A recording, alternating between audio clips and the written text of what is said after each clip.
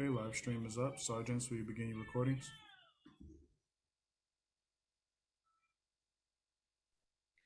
PC recording has started. Okay, good morning and welcome to today's New York City Council hearing on criminal justice. At this time, will all panelists please turn on your videos for verification purposes. To minimize disruption, please place electronic devices on vibrate or on silent mode.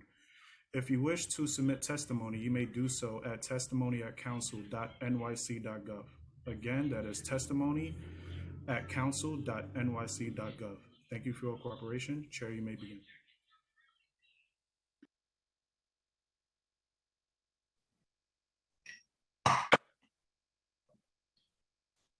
Good morning. Hello, everyone. I am Councilmember Carlina Rivera, Chair of the Committee on Criminal Justice. Thank you for taking the time to join us remotely today for this important oversight hearing on self-harm and suicide prevention in New York City jails.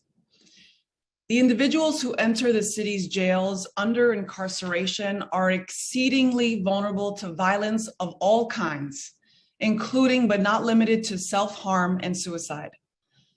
While incidents of suicide in the jails decreased from 8 reported between 2007 and 2011 to just 1 reported between 2018 and 2020, the veritable explosion in suicide incidents last year alone, when at least 5 individuals took their own lives, is deeply alarming, as is last summer's spike in self-harm incidents.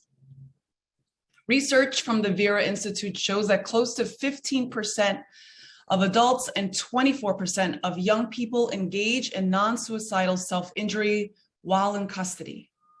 For individuals with a mental health illness, the rate is closer to 61%. The U.S. Bureau of Justice Statistics reported that suicides accounted for 24 to 35% of deaths in jails from 2001 to 2019, confirming a national problem that is acutely seen here in New York City jails.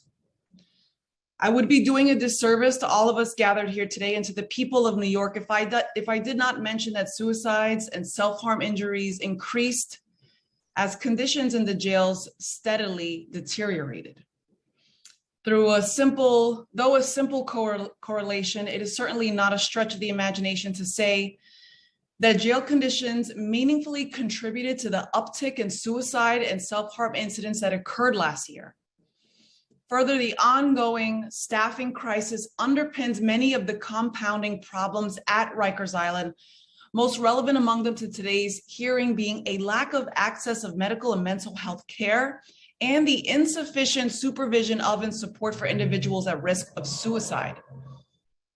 A letter penned late last year by Dr. Ross McDonald, Chief Medical Officer at Correction Health Services, makes this abundantly clear. Dr. McDonald wrote, "The unavailability of staff has resulted in delays in transferring patients to clinics for care, to mental health units, or to hospitals, and has led to breakdowns in basic function, such as the observation of incarcerated people placed on suicide watch." This observation remains true today. The number of missed medical appointments continues to climb month after month, and housing areas across multiple facilities remain understaffed, or in some cases unstaffed, as the department continues to grapple with its well-documented staffing problem. Suicide prevention training is extremely important, yes, but such training for correction officers lagged early last year. It has been reported that very few officers received a refresher course, and regardless of whether officers have been trained, some are too slow to intervene or may not make any effort to intervene at all when they observe suicidal gestures from incarcerated people. The department must create a culture that emphasizes the many ways in which staff attitudes impact suicide prevention efforts. It is literally a matter of life and death. I do want to take a moment to mention that this committee recognizes and understands that Commissioner Molina has been in this role for only a matter of months, and he is not solely responsible for the decades of dysfunction and neglect that have contributed to the current crisis. There are some signs that the department is taking self-harm and suicides in the jail seriously. For example, last year, the Department of Correction updated its suicide prevention policies and expanded the number of incarcerated people serving as suicide prevention aides. These efforts will save lives, but there is so much more to do. This administration can, should, and quite frankly, must deliver on the previous administration's promise to create more PACE units, which have been delayed for nearly 2 years, despite ample evidence that these units reduce self-harm injuries and increase medication compliance. I look forward to having a constructive conversation with the department and, of course, CHS regarding their efforts to address self-harm injuries and suicides in the jails, including the suicide prevention plan, the deployment of suicide prevention aides, and suicide prevention training for staff, as well as the impact of the staffing crisis on this work. We will also hear my bill, Introduction 30, and Introduction 181, sponsored by Councilmember Powers.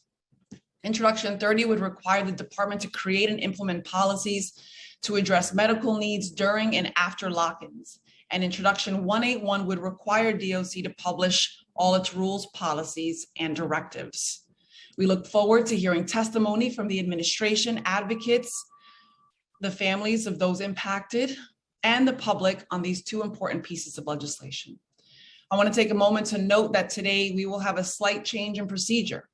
Instead of starting with the department, the first panel we will hear from is comprised of people who have been impacted by self-harm and suicide at Rikers Island. It is out of immense appreciation for their advocacy and tremendous respect for their grief, healing, and time that we welcome them to be the first to testify this morning. Thank you to committee counsel, Agatha, our policy analyst, Keishorn, for helping put together this hearing. And thank you to all the council members in attendance today. We have been joined by council members Hanif, Kaban, Schulman, Narcisse, Ressler, Stevens, and I'm sure we will be joined by others in the coming minutes and hours. I will now turn it over to committee counsel to go over some procedural items. Thank you. Thank you. I am Agatha Mavropoulos, counsel to the City Council's Committee on Criminal Justice. Before we begin, I want to remind everyone that you will be on mute until you are called on to testify. When it is your turn to testify, you will receive a prompt to unmute. Please listen for your name to be called, as I will periodically announce who the next panelists will be. The first panel will consist of members of the public. Next, we will hear from members of the administration. Then we will hear from additional members of the public. During the hearing, if council members would like to ask the question, please use the Zoom raise hand function, and I will call on you in order. Committee members will be limited to 5 minutes, including responses. For panelists, once your name is called, a member of our staff will unmute you, and the Sergeant at Arms will give you the go-ahead to begin upon setting the timer.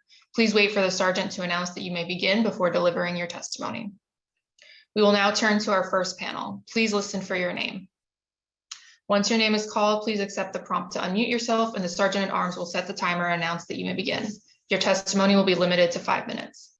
I would like to now welcome Akeem Browder to testify, followed by Melania Brown, followed by Candy Haley, followed by Madeline Feliciano.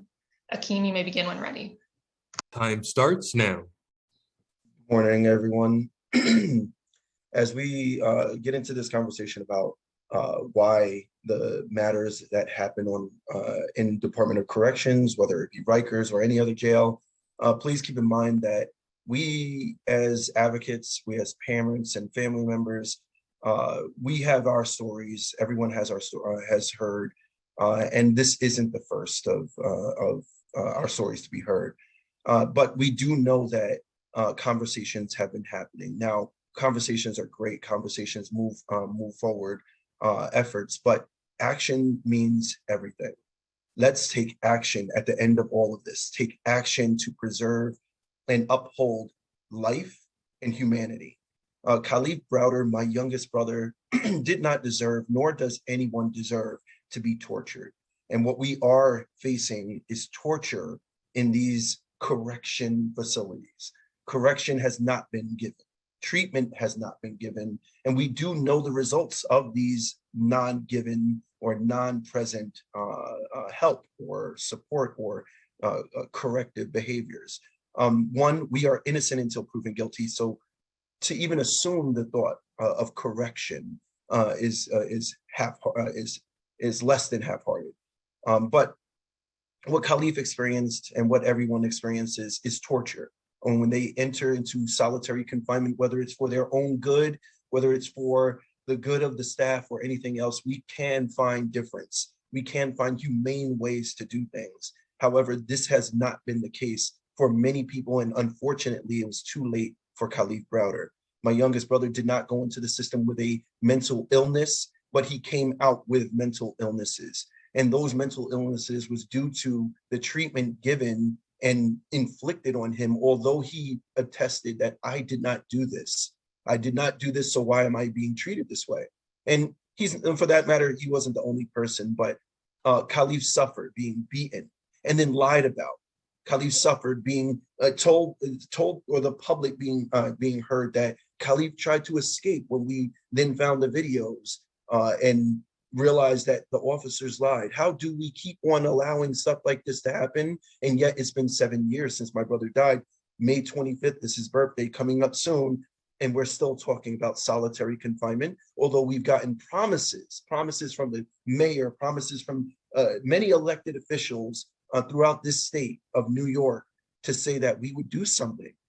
Now, I'm personally conflicted. I have suffered from the Department of Corrections myself.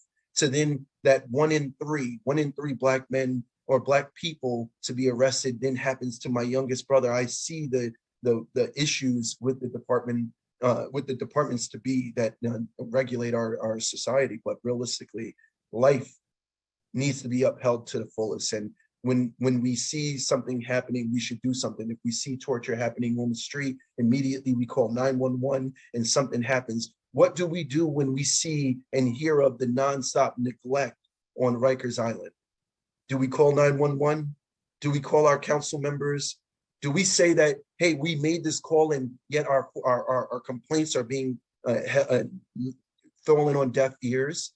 It seems like that because Khalif 7 years ago took his life due to the conditions that he lived through and actually made it out being someone that had their charges dropped and wrongfully accused, and yet still committed suicide.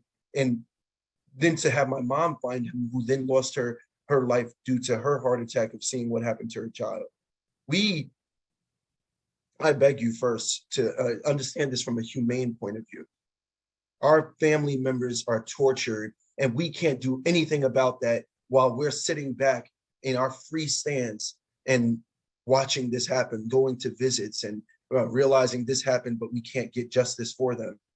I mean, I can't keep on asking. Sometimes we have to start taking, and that take is to take action. Shut down, not just Rikers, shut down solitary confinement as a way to just show humanity that we can do right by people. We can come up with humane alternatives to incarceration, or we can come up with real corrective behavior. But this starts with everyone here taking action. So I ask all of you here, please let us know as family members that they didn't die in vain. Let us know what action you'll be taking and not just a conversation. Thank you, everyone.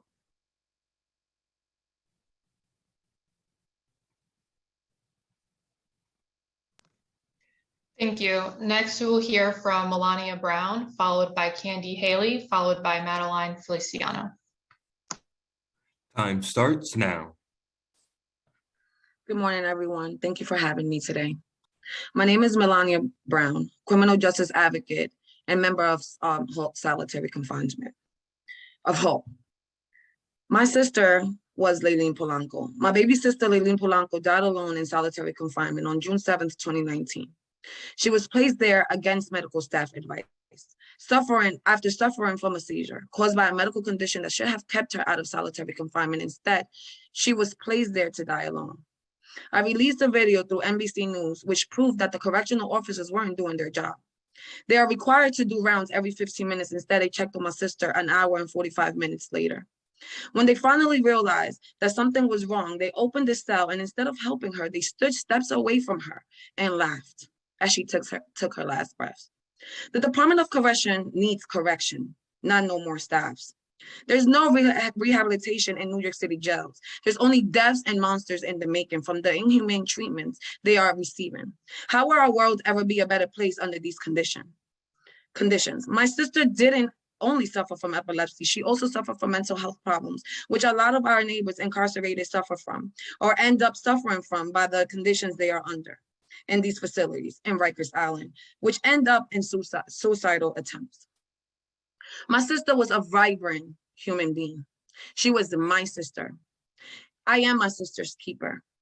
Coming to these meetings really did a number. People in the facilities that are ran by New York City jails, New York City. These jails, Rikers Island, don't only cause mental health problems to the people that are living under that condition, but also the family members, as myself, who are left behind with a grieving heart. I will forever have to live a painful life sentence of not having my baby sister with me. I will forever have the image of that video of these correctional officers laughing at my sister instead of helping her. My sister was a vibrant human being who deserved to be alive today. My sister died because of an appointment that she missed at a meeting. She was placed in solitary confinement, which later claimed her life.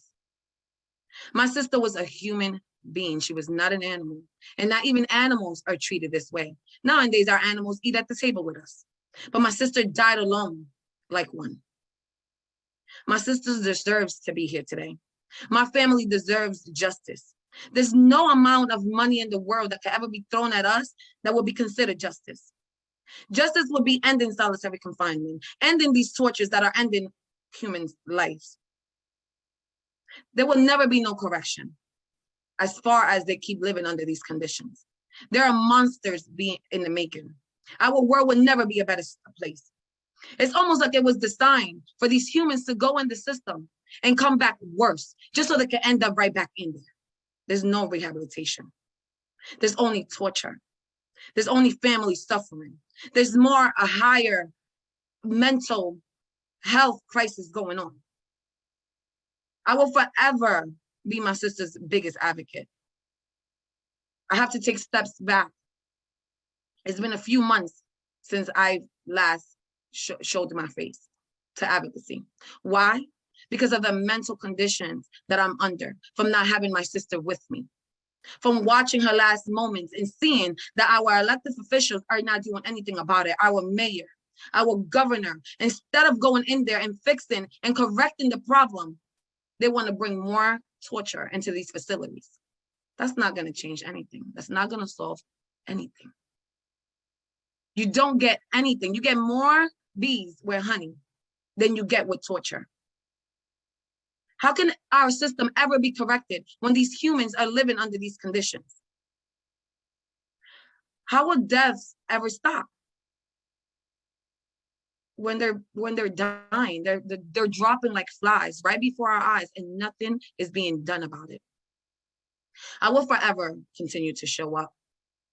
And I send my condolences to everyone that has suffered in solitary confinement or under the inhumane practice in these facilities. I send my condolences to those family members that have lost loved ones in these facilities, such as myself. I will continue to show up. And I do hope that this time around, you guys really do something about it.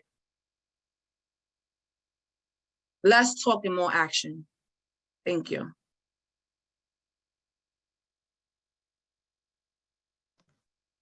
Thank you. Next, we will hear from Candy Haley, followed by Madeline Feliciano. Time starts now.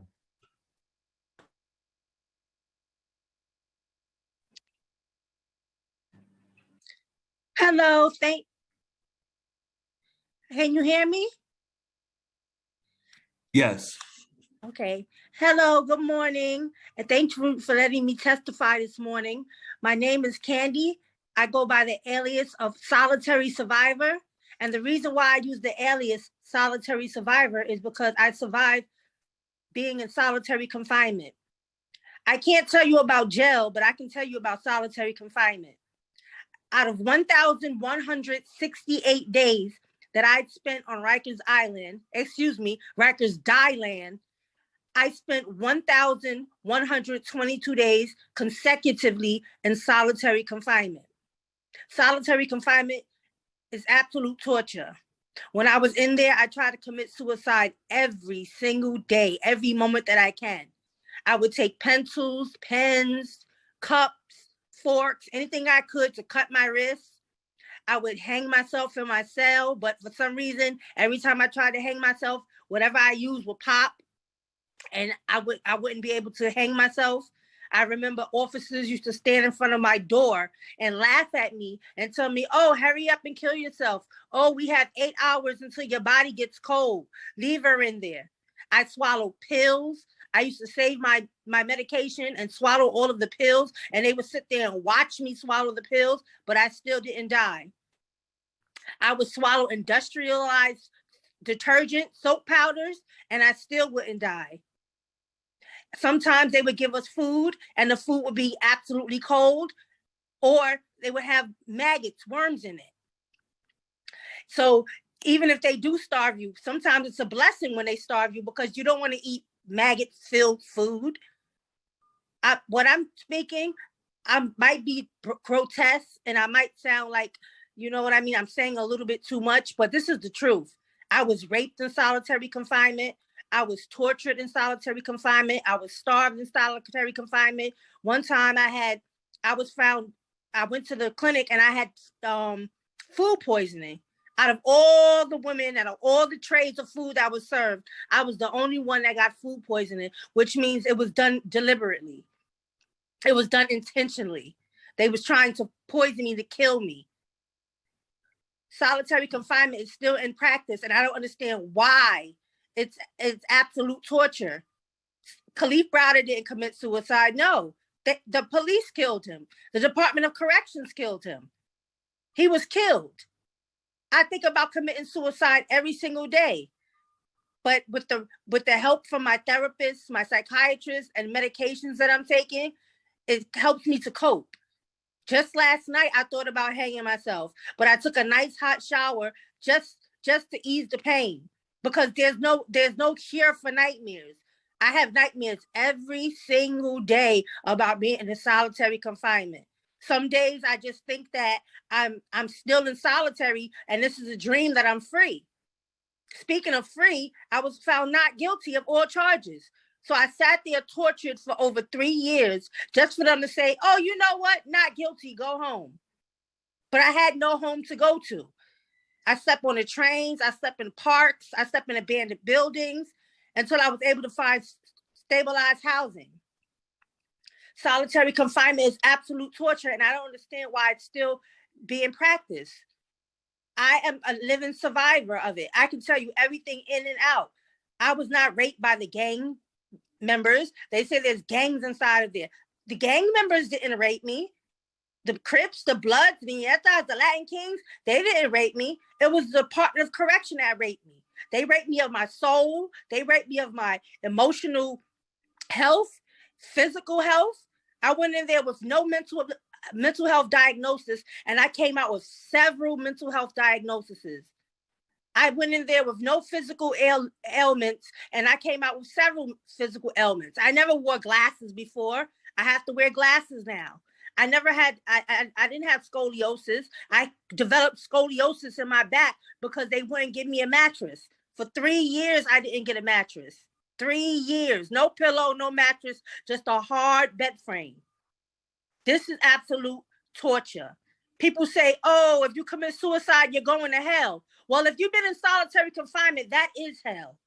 It doesn't get any worse than that. It doesn't get any. A person in solitary confinement is not thinking about going to hell. What they're thinking about is going to heaven to get away from solitary confinement. Solitary confinement is hell on earth. That's where hell is. If I could describe it, it's hell. From the smell of urine to the smell of vomit, to the smell of feces. It's absolute torture. Time.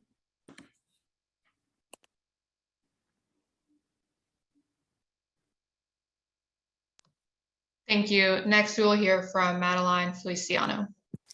Time Hi. starts now. Hi, good morning. Thank you for having me. My name is Madeline Feliciano, and I'm the grandmother of Nicholas Feliciano. Nicholas was in custody of Rikers Island in November 27 of 2019. Nicholas, growing up, he always suffered mental health issues and suicidal attempts, and he used to receive treatment and was on medications for his mental health and suicidal attempts.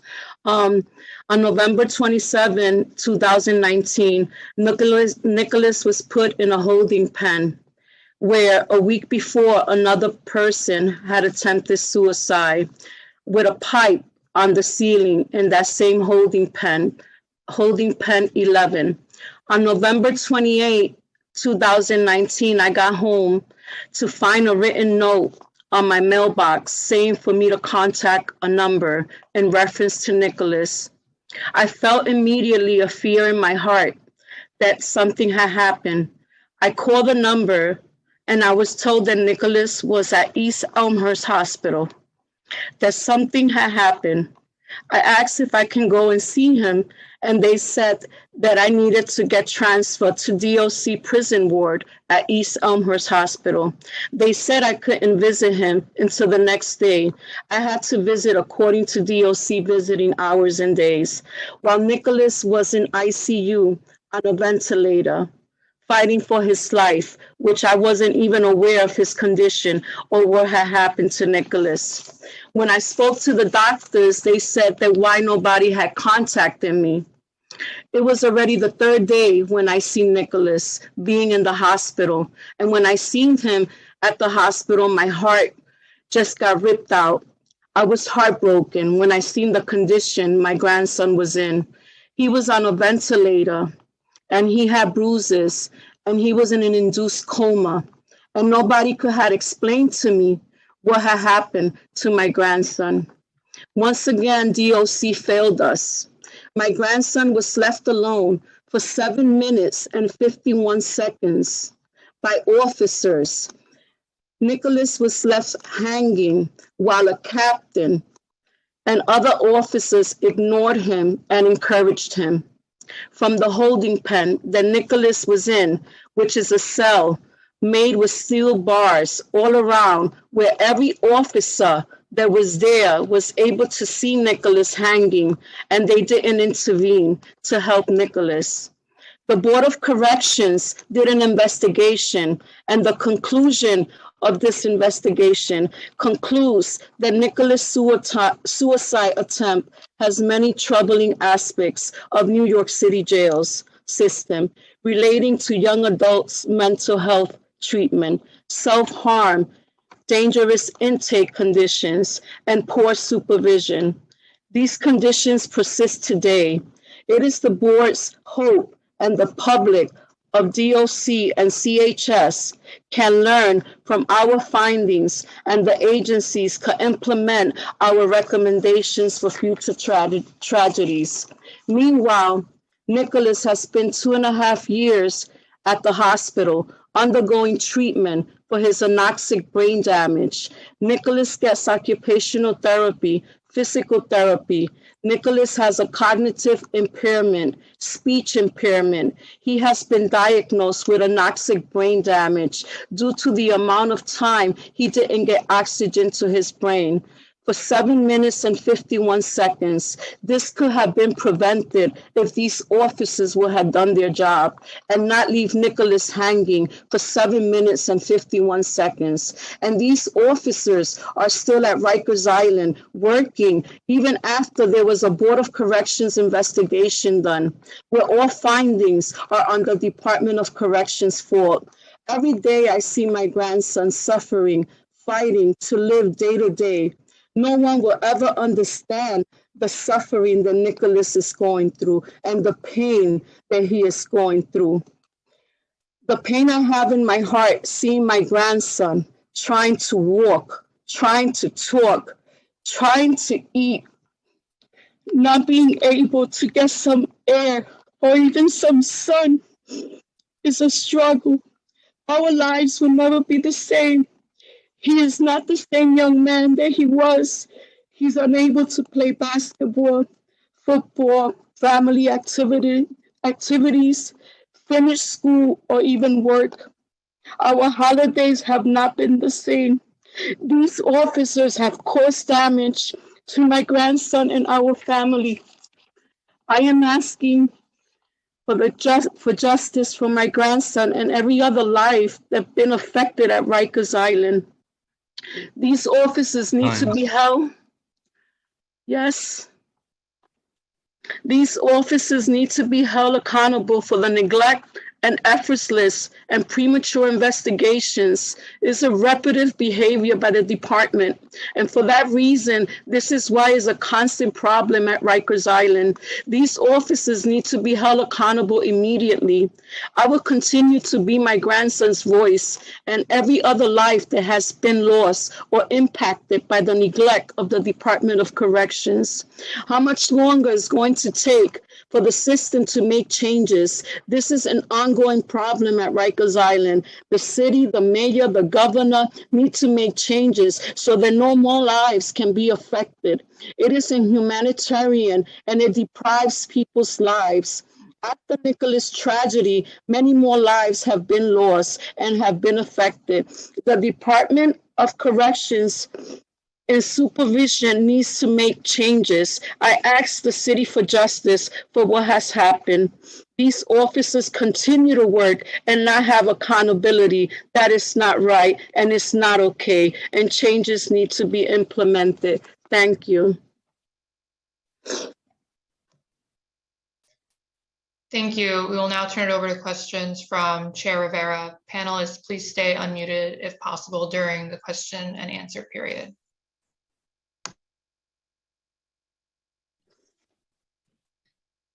I just want to thank you all for being here. I know we were together earlier this morning and you have been counsel and being a great advocate for your families. You've done this consistently, and I know reliving and retelling the stories and experiences is not easy, and I know why you do it, and we're very thankful. I want to see if any of my colleagues have any questions for the families here today, and I know we all want to hear from the department, who I'm grateful to for being here and listening. Thank you. First, we will hear from Councilmember Caban. If any other council members would like to ask a question, please use the Zoom raise hand function now. Starting time.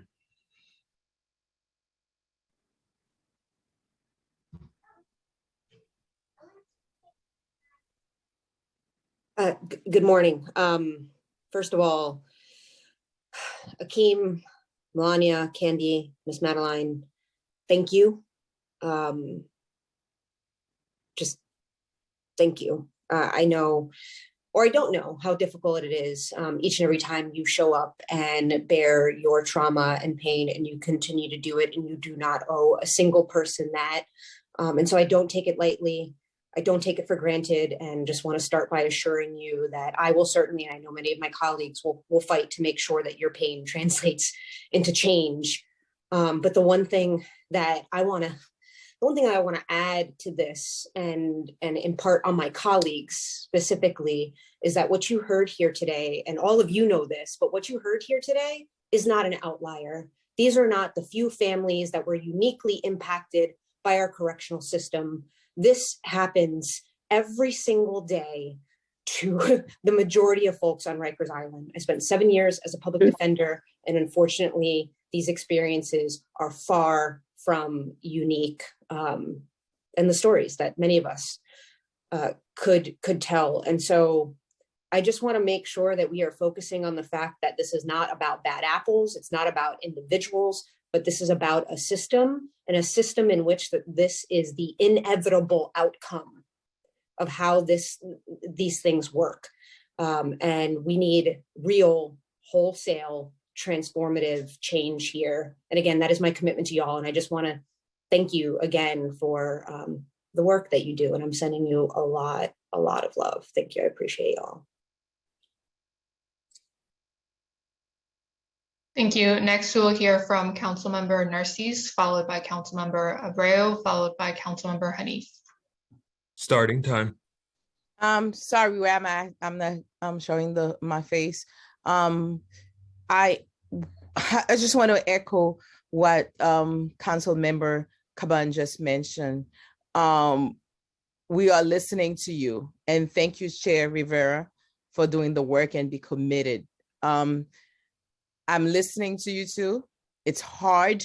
It's heartbreaking for a country where we're talking about freedom, we're talking about opportunity, and we taking the jail cell for like putting people. For me, it's a nightmare just visiting there. And thank you for Council Member Rivera, Chair, that took us there. And I could not believe my eyes. And up to now, it's a nightmare for me just seeing it. I just cannot imagine you going through the process.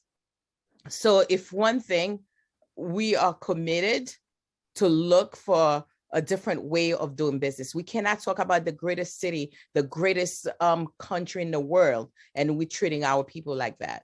It's unacceptable. It's not supposed to happen. And we, in 2022, it should be a place where we rehab people. Rehabilitation is important. We need to give people opportunity. And I'm not saying that we can fix it overnight, but we are committed. This city council members, all we talk about is opportunity, how the best way we're gonna make this. And you can rest assured, we're not gonna go and ignore it. We're not gonna go and might just continue the same thing as usual. That's the reason that you have a chair like Kalina Rivera asking the right question. And we are all here to support, to make sure we have a better system in place. And people don't belong in jail. People need to be a place where they can have the rehabilitation they need, whether it's mental, we need to have more set up to educate, to continue giving the opportunity. That's all I can say. Just, I can feel you, Madeline. I can feel your pain. Helly, I can feel it. And brother, so your brother, Akin, I can hear you. We are here for you, and we're gonna do everything we can do to support. So thank you for coming here. I know it's not easy. Thank you. Thank you. Next, we will hear from Councilmember Abreu, followed by Councilmember Hanif. Starting time. Well, I just want to thank you, Madeline. Thank you, Candy. Thank you to Akeem. Thank you to Melania. Your powerful testimony today is very courageous. I just want you to know that we are listening to you under Carlina Rivera's leadership. She's going to make sure we're asking all the right questions to help tackle this issue head on. There's a better way, and we know that. We need to end solitary confinement. It's that simple. Thank you.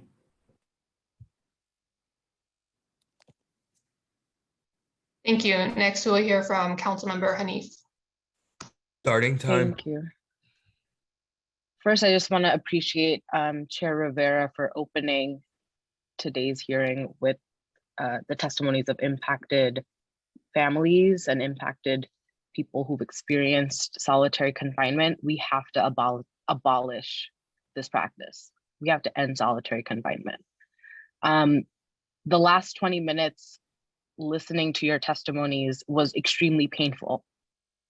Like, my body is fuming hearing your truths, hearing the violence that your family endured, Candy, you endured, and the ways in which families have been experiencing the devastating repercussions and consequences.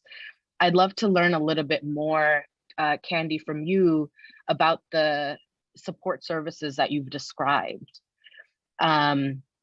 I think that would be really good for me to understand a little bit more about day to day, what kinds of services are helping you, what additional resources that you need that this council can continue to speak up about and invest in. Candy, thank you. Thank you for sharing. Your testimony was the hardest for me to sit through. That was really hard to hear. And so I can't imagine what you're going through day to day, and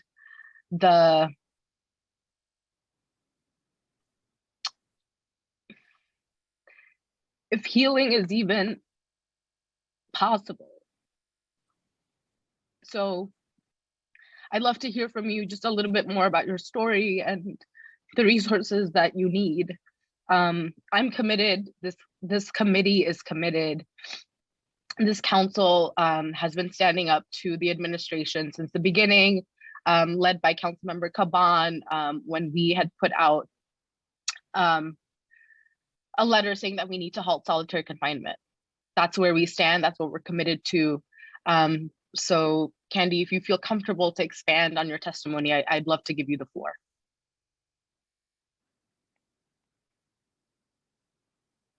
Can you hear me? Hello? Can anyone hear me? Hello? Yes, we can. Okay. Well, right now I'm speaking to a therapist every month, and I speak to a psychiatrist every month. That really helps me to cope with my suicidal ideations. And sometimes I just take a nice warm bath or a nice hot shower, and that will, pretty much get me through the day. And sometimes my eating habits, even if sometimes I'll go get some ice cream to make me feel better. Little simple things like a shower or ice cream, that'll help me cope, because you can't get that in solitary confinement, ice cream nor a shower.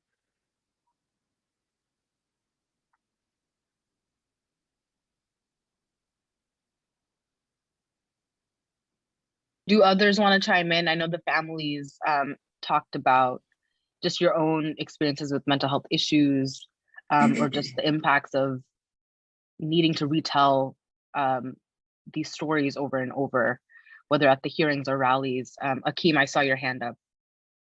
Yeah, we should unmute Mr. Prada. Okay. Thank you. As long as you can hear me. I know for solitary confinement victims, the thought is in the moment, even though we can try to piece together things afterwards, like try to get them therapy, try to get them some kind of relief, but the relief is the damage is already done. And so even though we appreciate, and I'm sure it's still needed, that a lot of us, even the family members that of the directly impacted, need aftercare, if you want to call it. But in the moment, I mean, when someone's calling out for therapy, and the Khalid Browder Foundation, my organization, we're on Rikers, we advocate, we do court mitigation, we are there in the moment on Rikers. And yet, a lot of my youth, they ask for therapy.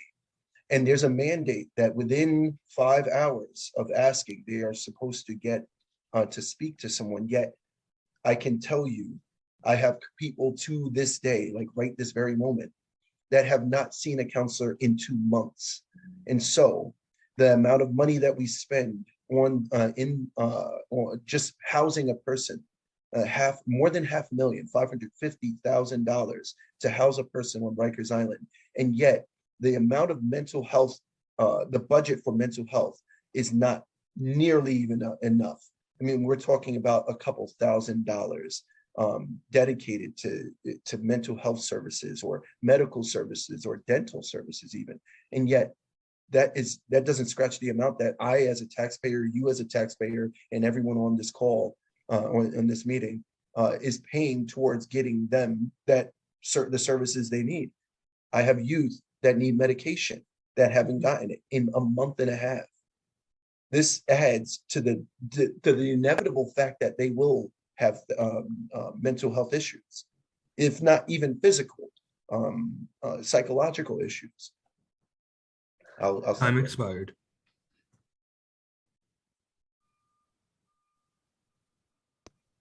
Thank you. Next, we will hear from Councilmember Schulman. Starting time. Thank you very much. I want to thank the chair for this amazing hearing today and for allowing all of you to testify first before the administration. I think that that's really important. And all of your testimonies were extraordinarily compelling and heartfelt. So I want you to know that. And I want to thank you for the courage for doing that. I want to thank you. I know it's painful probably to do this because it's public, you know, everybody sees this.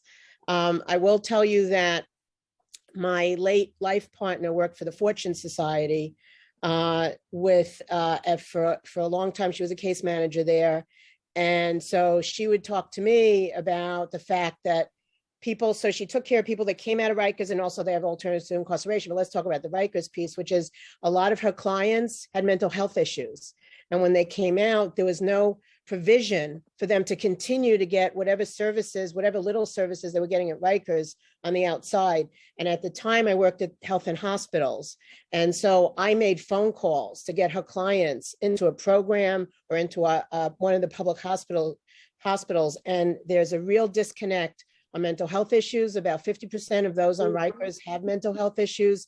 And that's something, I'm chair of the health committee. It's something I'm extraordinarily committed to, as are the rest of my colleagues who've spoken today and who are here today. And so I want you to know that there's a commitment on my part to make sure that people get the services they need, because once we get them in care and they get the right medications and all of that, I think that's going to go a long way to helping people. And so I just want you to know you were heard today. And I want to thank you very much for coming.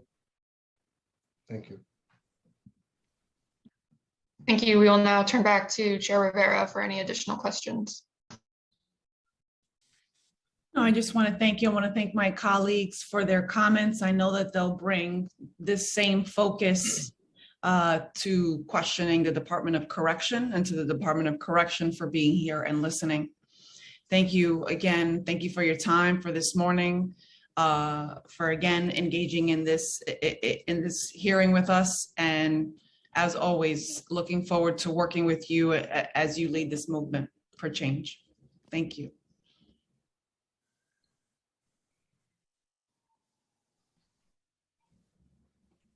Thank you. Now we will turn to our next panel of the administration. I will administer the oath to all members of the administration. After I say the oath, please wait for me to call your name and respond one by one. Please raise your right hand. Do you affirm to tell the truth, the whole truth, and nothing but the truth before this committee, and to respond honestly to council member questions? Commissioner Luis Molina. I do. Chief of Staff Kat Thompson. She's not present. Chief of Department Kenneth Stokes. Yes. Deputy General Counsel Melissa Guillaume. Yes. Executive Director of Health Affairs Rabia Gaynor. Yes. Chief of Mental Health for CHS Dr. Bipin Subedi. Yes. And Senior Vice President for CHS, Dr. Patricia Yang. Yes, I do. Thank you. We will now proceed with testimony from the administration. First, we will hear from Commissioner Molina, followed by Dr. Subedi. Commissioner Molina, you may begin when ready. Good morning, Chair Rivera and the members of the Committee on Criminal Justice. I am Luis Molina, the Commissioner of the Department of Correction. I am joined today by the Chief of Department, Kenneth Stokes, Deputy General Counsel Melissa Guillen, Executive Director of Health Affairs Rabia Gaynor, and I thank all of you for this opportunity to discuss this important matters and my commitment to addressing them. I want to thank the family members for sharing their stories and experiences. I know it's not easy to discuss the tragic events and experiences that you experience in your loved ones in a public setting. I take your experiences and the experiences of your loved ones to heart, and you have my sincere commitment as the leader of this agency to enacting meaningful change within our city's jail system so that tragedies like these do not occur again. While I have never experienced the pain from the loss that the family members described, I do understand the feeling of despair. I myself remember like it was yesterday, even though it was more than 20 years ago. As I have shared with this committee before, a member of my own family experienced incarceration. And I remember feeling despair that they had lost all hope to survive their incarceration at that time. We still had years to go before ending. I can remember traveling across the country while other family members travel for hours by bus from the Bronx to visit them. And by the grace of God, it was my family member's visit day. And that family visit, that family intervention allowed them to survive incarceration. So while I do not pretend to know the pain of the loss the family members experienced and described this morning, I recall my own despair of the possibility of losing my family member to self-harm and possibly never having another moment to tell them how much I love them. As the family members that were on the panel have laid bare, it is undeniable that the past 2 years have brought about immense hardship, anxiety, and grief. 5 individuals in custody have lost their lives to suicide since the beginning of this pandemic. Ryan Wilson, Javier Velasco, Wilson Diaz Guzman, Segundo Gualpa, and Brandon Rodriguez. These deaths are tragic, and my condolences go out to their families and loved ones. I understand that the lack of information in the deaths that have occurred over the past 2 years has been painful and frustrating for the family and loved ones of these individuals. They deserve answers. We are working with our partners in the Bronx DA's office, the Department of Investigations, and the New York State Attorney General to ensure that these matters are investigated fully. In order to preserve the integrity of the cases and ensure that outcomes are fair and just for everyone involved, the department is unable to comment or provide information related to these incidents until all investigations have been closed. However, we are committed to working with family members and loved ones and providing them with information that is readily available to us or directing them to the appropriate authority that is best positioned to provide a response. Our jails, like jails everywhere, are a reflection of our community. The people that work and live in our jails come from our communities and bring issues experienced by our communities with them to our facilities. Because of this, we cannot talk about issues related to mental health within our city jails without acknowledging the larger context, which is that all New Yorkers have collectively experienced tragedies and loss over the past 2 years. Our lives were utterly upended and in all likelihood forever changed by the global pandemic. We lost family, loved ones, co-workers, and community members across the city. New York City jails were not spared. In the face of all this, department staff continue to report to duty, and people from our communities continue to be admitted into custody, into facilities that were not designed or equipped to handle the impact of the pandemic. As a result of the pandemic, the department was forced to fundamentally change how our jails operate. Programs and services that supported people's well-being and hope for the future were suspended, leaving them with little to do and fewer means of coping with increased stressors. Visitation with family and loved ones was abruptly suspended during a time of incredible anxiety and many unknowns, when many of us wanted more contact with family and loved ones than ever. Quarantine protocols further isolated individuals within the jails. The impacts of the pandemic were felt throughout the justice system, which led to delays in court processing, increasing lengths of stay, while many New Yorkers were able to shift to remote work to grieve and adjust to the challenges of the pandemic from afar. The majority of our staff came to work during the height of the pandemic and continue to do so today. Neither our jails nor our staff were ever intended to support a population under these circumstances.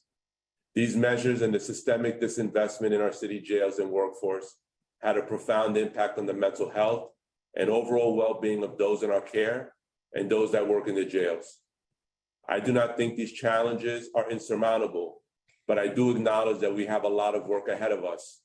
We must all collectively as a city work together to improve the conditions within our jails. My vision for this agency is to create a culture of discipline and service to persons experiencing incarceration, working collectively with all stakeholders throughout the city and the justice system to create an operational ecosystem of safety and rehabilitation. Some of this work has already begun. While staffing is not where I want it to be, over 1,300 officers have returned to work since the beginning of the year, which has allowed the department to shift 5 out of 8 facilities back to 8-hour tours of duty. These shifts have allowed us to begin normalizing operations and will enable us to move forward with strategic reforms that will create safer, more humane jails. As COVID positivity rates have come down, we have worked diligently to reinstate vital programs and services for people in custody. External programs returned to the facilities in January, in-person visitation resumed in February, and in March, we held congregate religious services to celebrate Purim, Ramadan, Easter, and Orthodox Easter. We look forward to resuming more congregate programming in a safe, gradual manner in the coming weeks to help restore a sense of normalcy for the people in custody and provide them the support they need and deserve. Although programs and services can provide an important baseline for wellness and stability, over the past several years, we have seen a significant increase in the percentage of the New York City jail population that struggles with mental illness. Today, roughly 50% of the jail population is receiving mental health services while in custody. Many of these individuals are entering our jails with pre-existing conditions, such as mental illness or substance abuse, and must contend with the psychological and emotional dysregulation of incarceration. We are proud to partner with Correctional Health Services, who provides health and mental health services across our facilities to support these individuals while they are in our custodial care. In addition to health services, healthcare services provided by CHS, the department also partners with a number of contracted program providers to afford access to programming that enables behavioral coping skills, supports anger management, addresses substance use, and encourages productive and pro-social behavior. It is our goal to address the needs of the whole person while in our custody, which includes providing various levels of mental health support that meets the unique need of the individual. For individuals in need of enhanced support, the department runs several specialized housing units in collaboration with CHS. Safe and inclusive housing options are part of an evolving conversation about how to best to meet a wide spectrum of needs. There is no one-size-fits-all approach, and the department has worked tirelessly with CHS to ensure that we provide a responsive plan of action for incarcerated individuals with significant mental health needs. Although all individuals have access to mental health providers, certain individuals may require structured support and more frequent observation. For that population, we operate mental observation units. Mental observation units operate under the guidance of a multidisciplinary team of unit-based mental health providers who conduct daily rounds, provide group programming, and individual psychotherapy, and oversee medication treatment. These MO units are not punitive and afford the same out-of-cell time as general population units. For individuals with serious mental illness, we require intensive support, but who do not require hospitalization. The department works in conjunction with CHS to operate the program for accelerating clinical effectiveness, known as PACE. PACE focuses on enhancing coping skills, improving communication abilities, promoting insight and competency in managing one's mental illness, emotions, and behavior. CHS advises the department on which individuals are suited for PACE placement based on their clinical need. The department recognizes that individuals with serious mental illness do not belong in any form of restrictive housing. Individuals with guilty adjudications for serious infractions may be assigned to clinical alternatives to punitive segregation, CAPS units, based on clinical determination made by CHS. The CAPS units provide intensive mental health treatment for individuals with serious mental illness who have been adjudicated for a serious infraction but do not need to be hospitalized. Like PACE, CAPS units are staffed by both DOC and CHS personnel who support residents by helping them enhance their coping skills, improve their communication skills, and develop insight and competency in managing their mental illness, as well as their emotions and behavior. In addition to providing appropriate therapeutic housing, the department also recognizes that maintaining robust policies and procedures for the prevention of suicide and self-harm is critically important to supporting those entrusted in our custodial care. During the pandemic, suicide rates rose across the United States for people aged 10 to 34, as well as for Black and Latino men specifically. Our jail population converges on three of these demographics. 57% of the overall New York City jail population is comprised of individuals aged 19 to 34, and the overwhelming majority of the population are Black and Latino men. In addition, roughly 80% of the department's uniform workforce identify as Black or Latino, and they certainly have not been spared from the stress of the pandemic or the failings of this agency over the past few years. All uniformed members of service receive training in mental health and mental health first aid, suicide prevention, and CPR certification at the academy. In addition, they are trained on the department's suicide prevention policies, which are reiterated to them constantly through our roll call posters, placed throughout the facilities, and other means. These trainings educate staff on how to identify individuals who may be in distress or crisis and instruct staff on the steps they must take to make timely, appropriate referrals to CHS for mental health evaluation, to monitor individuals who may be at risk for self-injury or suicide, and to immediately intervene if these behaviors are observed. All staff are equipped with a special duty knife to facilitate rapid disabling of literatures that may be used as a means of self-injury or suicide. Individuals entering the department's custody are screened at intake for risk of suicide and evaluated by CHS. Individuals who appear to be at risk for self-injury or suicide are immediately referred to CHS, who makes a determination as to whether that individual should be placed on suicide watch. Individuals in need of constant supervision, as determined by CHS, are placed in designated housing areas that can support enhanced observation and a higher level of mental health care. In addition, the department maintains a work detail of observation aides, also known as suicide prevention aides or SPAs. These individuals in custody who are vetted and trained to identify unusual or suicidal behavior and immediately report these behaviors to a housing unit officer. They are deployed throughout housing areas in the department where individuals may be at high risk for suicide, as well as in the intake areas. They do not supersede an officer's duty to maintain supervision or intervene if an incident arises, but they offer a tangible means of safety and connection for individuals in our custody who are experiencing acute distress and are in need of additional support. Tragically, despite our best efforts, some individuals succeed at taking their own lives. Whenever an individual in custody passes away, we deploy our ministerial services staff to make an in-person notification to the next of kin that has been identified by the individual. Our chaplains deliver this terrible news with compassion and stay with the family member or loved one to process the loss, pray, and help them cope.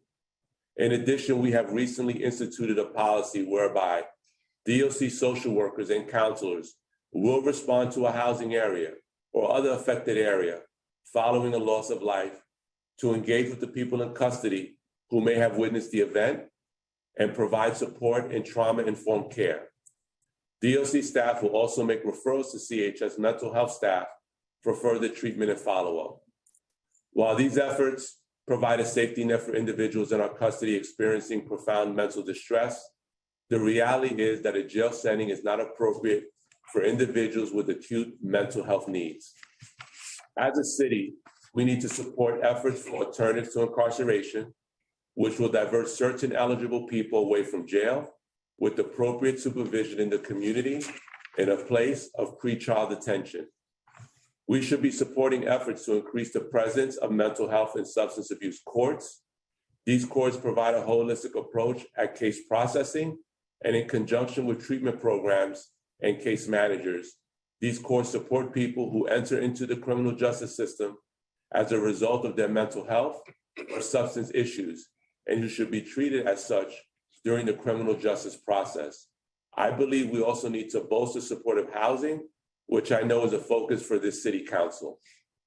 For my part, you have my continued commitment to improvement and reform. I know that implementing best practices and sustaining minimum standards cannot exist without a timely and meaningful discipline process for our staff, which quite frankly has never existed in this department. For all the public rhetoric of prior administrations, when comparing the same initial time in office to the prior two commissioners, I have closed out and administered final disciplinary disposition in over 725 disciplinary cases, while prior two commissioners closed only 322 and 208 disciplinary cases respectively in the same time frame. If leadership at its highest level does not hold people accountable, that lack of accountability trickles down to all supervisory ranks and does nothing but normalize mediocrity. This attitude and the environment it has created in our jails has led to failures of the past 2 years and include the tragic loss of life, and it will not continue. Now I will address the two pieces of legislation being heard today. Regarding Intro 30 related to medical access during lock-ins, my team is reviewing the language and looks forward to working with council on this important issue.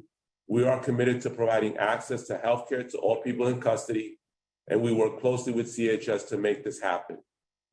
Regarding Intro 181, related to public available department policies, we are also reviewing the language of this bill and are certainly willing to do a review of our current policies and determine if there are more that can be posted online in the meantime. Before I conclude, I would like to remind the council and the public that my team, in the very limited ways in which we can publicly discuss any specific case related to self-harm or suicide. Regardless, we appreciate the opportunity to discuss mental health support and self-harm and suicide prevention efforts within our jails.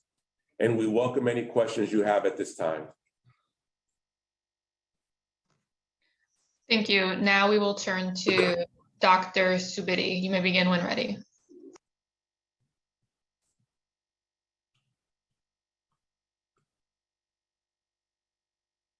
I am Dr. Vipin Subedi, Chief of the Mental Health Service at New York City Health and Hospitals, Correctional Health Services, also known as CHS. I appreciate the opportunity to testify today on the topic of self-harm and suicide prevention in New York City jails. While Commissioner Molina has spoken to the prevention of self-injury and suicide among incarcerated individuals from an environmental and operational perspective, I can address the clinical risk factors for these behaviors and contextualize self-injury in the jail setting. Even before the pandemic, persons detained in jail were more than 5 times more likely than the community and almost 2 times more likely than prisoners to experience serious psychological distress. According to data from the Bureau of Justice Statistics, in 2019, national jail suicide rates were more than twice that of the community and almost double state prison rates. The jail environment is associated with psychological instability, self-harm, and suicide for several reasons. Individuals enter jail with high levels of stress due to their recent detention, separation from family, disruptions in care, and loss of autonomy and access to usual outlets for coping. Uncertainty about the outcome of legal cases and the unpredictability of the jail environment can cause additional tension and anxiety. All these factors can exacerbate symptoms of existing mental illness, as well as induce psychological distress and new self-injury in individuals without a history of mental health problems. The above conditions also contribute to suicide being the leading cause of death in jails across the United States, with a rate of about 49 deaths per 100,000 individuals in 2019.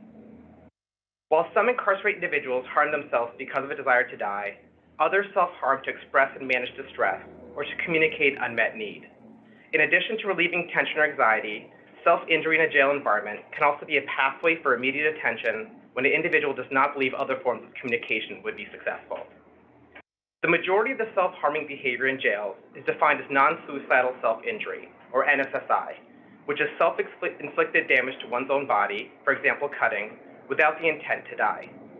Literature suggests that individuals in the criminal legal system report NSSI at higher rates than people in the general population. The lack of lethal intent does not make NSSI any less serious or concerning because it can be fatal, even if not intentional. NSSI is particularly concerning in a population with extensive histories of trauma, which can lead to impulsivity and rapid emotional changes. This is why CHS uses a broad definition of self-injury when assessing and caring for patients.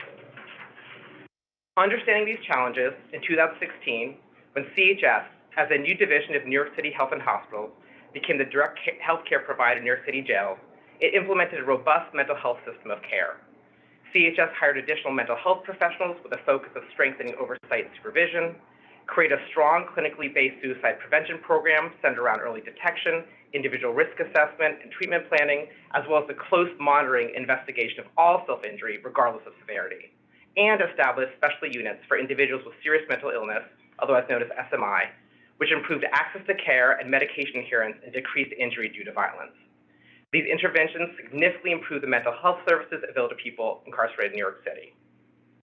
As Commissioner Molina discussed in his testimony, the COVID-19 pandemic destabilized the jails in profound and impactful ways at both the individual and systemic level. Since the spring of 2020, detained individuals have contended with court delays, restricted communication with family, friends, and attorneys, and health concerns for themselves and for loved ones. The ongoing and far-reaching disruptions in the functioning of the jails throughout 2020 and 2021 served to exacerbate the pressures and stress on detained persons.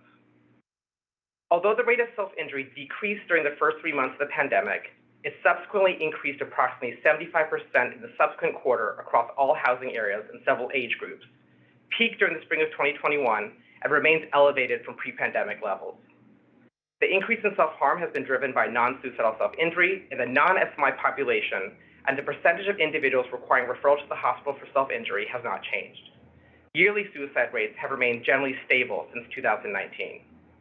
The global increase in non-suicidal self-harm and the fact that the percentage of patients self-injuring with SMI has decreased more than 40% since the pandemic began strongly suggest that systemic factors are inducing this phenomenon.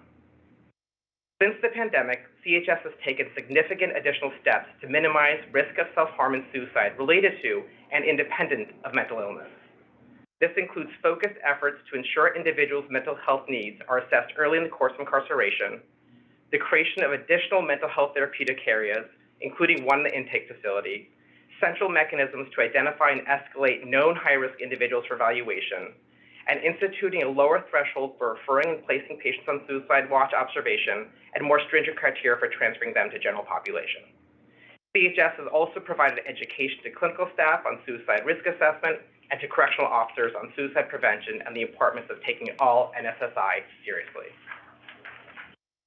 CHS also works with the Department of Correction and other city partners to advance criminal legal reform efforts. This includes the creation of more normative and humane borough-based jails, in which approximately 50% of the housing units will be therapeutic, and hospital-based jail units for those who have significant medical and mental health needs. CHS also continues to support alternatives to incarceration and greater access to community-based mental health services and supports. Prior to the pandemic, CHS was able to demonstrate that the implementation of robust clinical interventions could help mitigate the harms associated with the jail setting. Notably, from 2016 to 2020, the yearly rate of jail suicide in New York City was significantly lower than the national average, with one completed suicide during a 4-year period between 2016 and 2020. There were 4 confirmed in-custody deaths from suicide in 2021, and 1 suicide-related death occurring just after release from custody. Since, and in part due to the pandemic, there's been a significant increase in the environmental and systemic stressors throughout the entire criminal legal system that have negatively impacted those we treat. Healthcare staff will continue to utilize all the tools we have to try to mitigate and manage the self-injury risk to our patients. However, it is crucial that all stakeholders recognize the inherent risk of involvement in the entire criminal legal system, up to including jail detention, especially during public health emergencies, and that a myriad of factors contribute to the distress and self-harm of incarcerated people. Regarding Intro 30, related to medical access during lock-ins, CHS will work with the department in reviewing the legislation. We too look forward to working with the council on this important issue, as ensuring our patients can access healthcare services is vital to their care and our operations. I will close by taking a moment to acknowledge the remarkable work of CHS's healthcare workers. I am here representing a large team of professionals who remain committed to treating people, our patients, during extremely difficult times. These past 2 years have been especially challenging, and I want to thank them for their ongoing dedication and sacrifice in performing this meaningful work. Thank you. Thank you. I will now turn it over to questions from Chair Rivera. Panelists, please stay unmuted if possible during this question and answer period.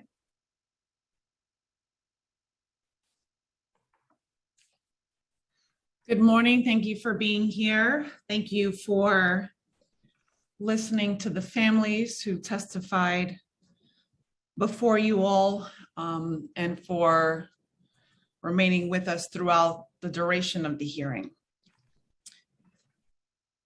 So where are suicide prevention aides deployed in the facilities, and how many are in restrictive housing and new admission? Good morning, Chair. I'd like to have our Executive Director, Rabia Gaynor, respond to your question. Thank you, Commissioner. Good morning. My name is Rabia Gaynor. I am the Executive Director of Health Affairs. So to answer your question, the suicide prevention aides, also known as SPAs, they are within the MO units. My division specifically tests and train the suicide prevention aides, and then there's a series of steps afterwards. So they're throughout the department in the MO units wherever people are on suicide watch. Now they're in the intake areas as well. Could you provide the number of officers needed to supervise an individual on suicide watch?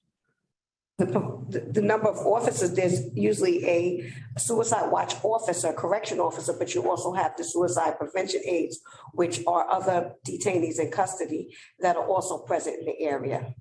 And ma'am, just for a point of clarification, the number of officers required is really driven by the number of patients that CHS designates needs to be on suicide watch. So today, that number, do we have that number today? We have yesterday's, because today's is probably promulgated, but I can't look at it now. But as of yesterday, we had 40 individuals in custody on suicide watch. Today, the numbers may be slightly different.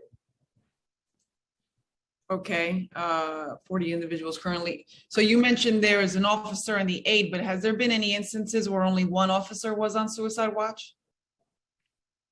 I mentioned there's an officer that is supposed to be provided when someone is determined to be in need of suicide watch. And then you also have the suicide prevention aides, which should be one person in the area as well. And just so that we're clear, ma'am, that you know, suicide prevention aides do not do enhanced constant supervision for these patients. It's correction officers that do that work.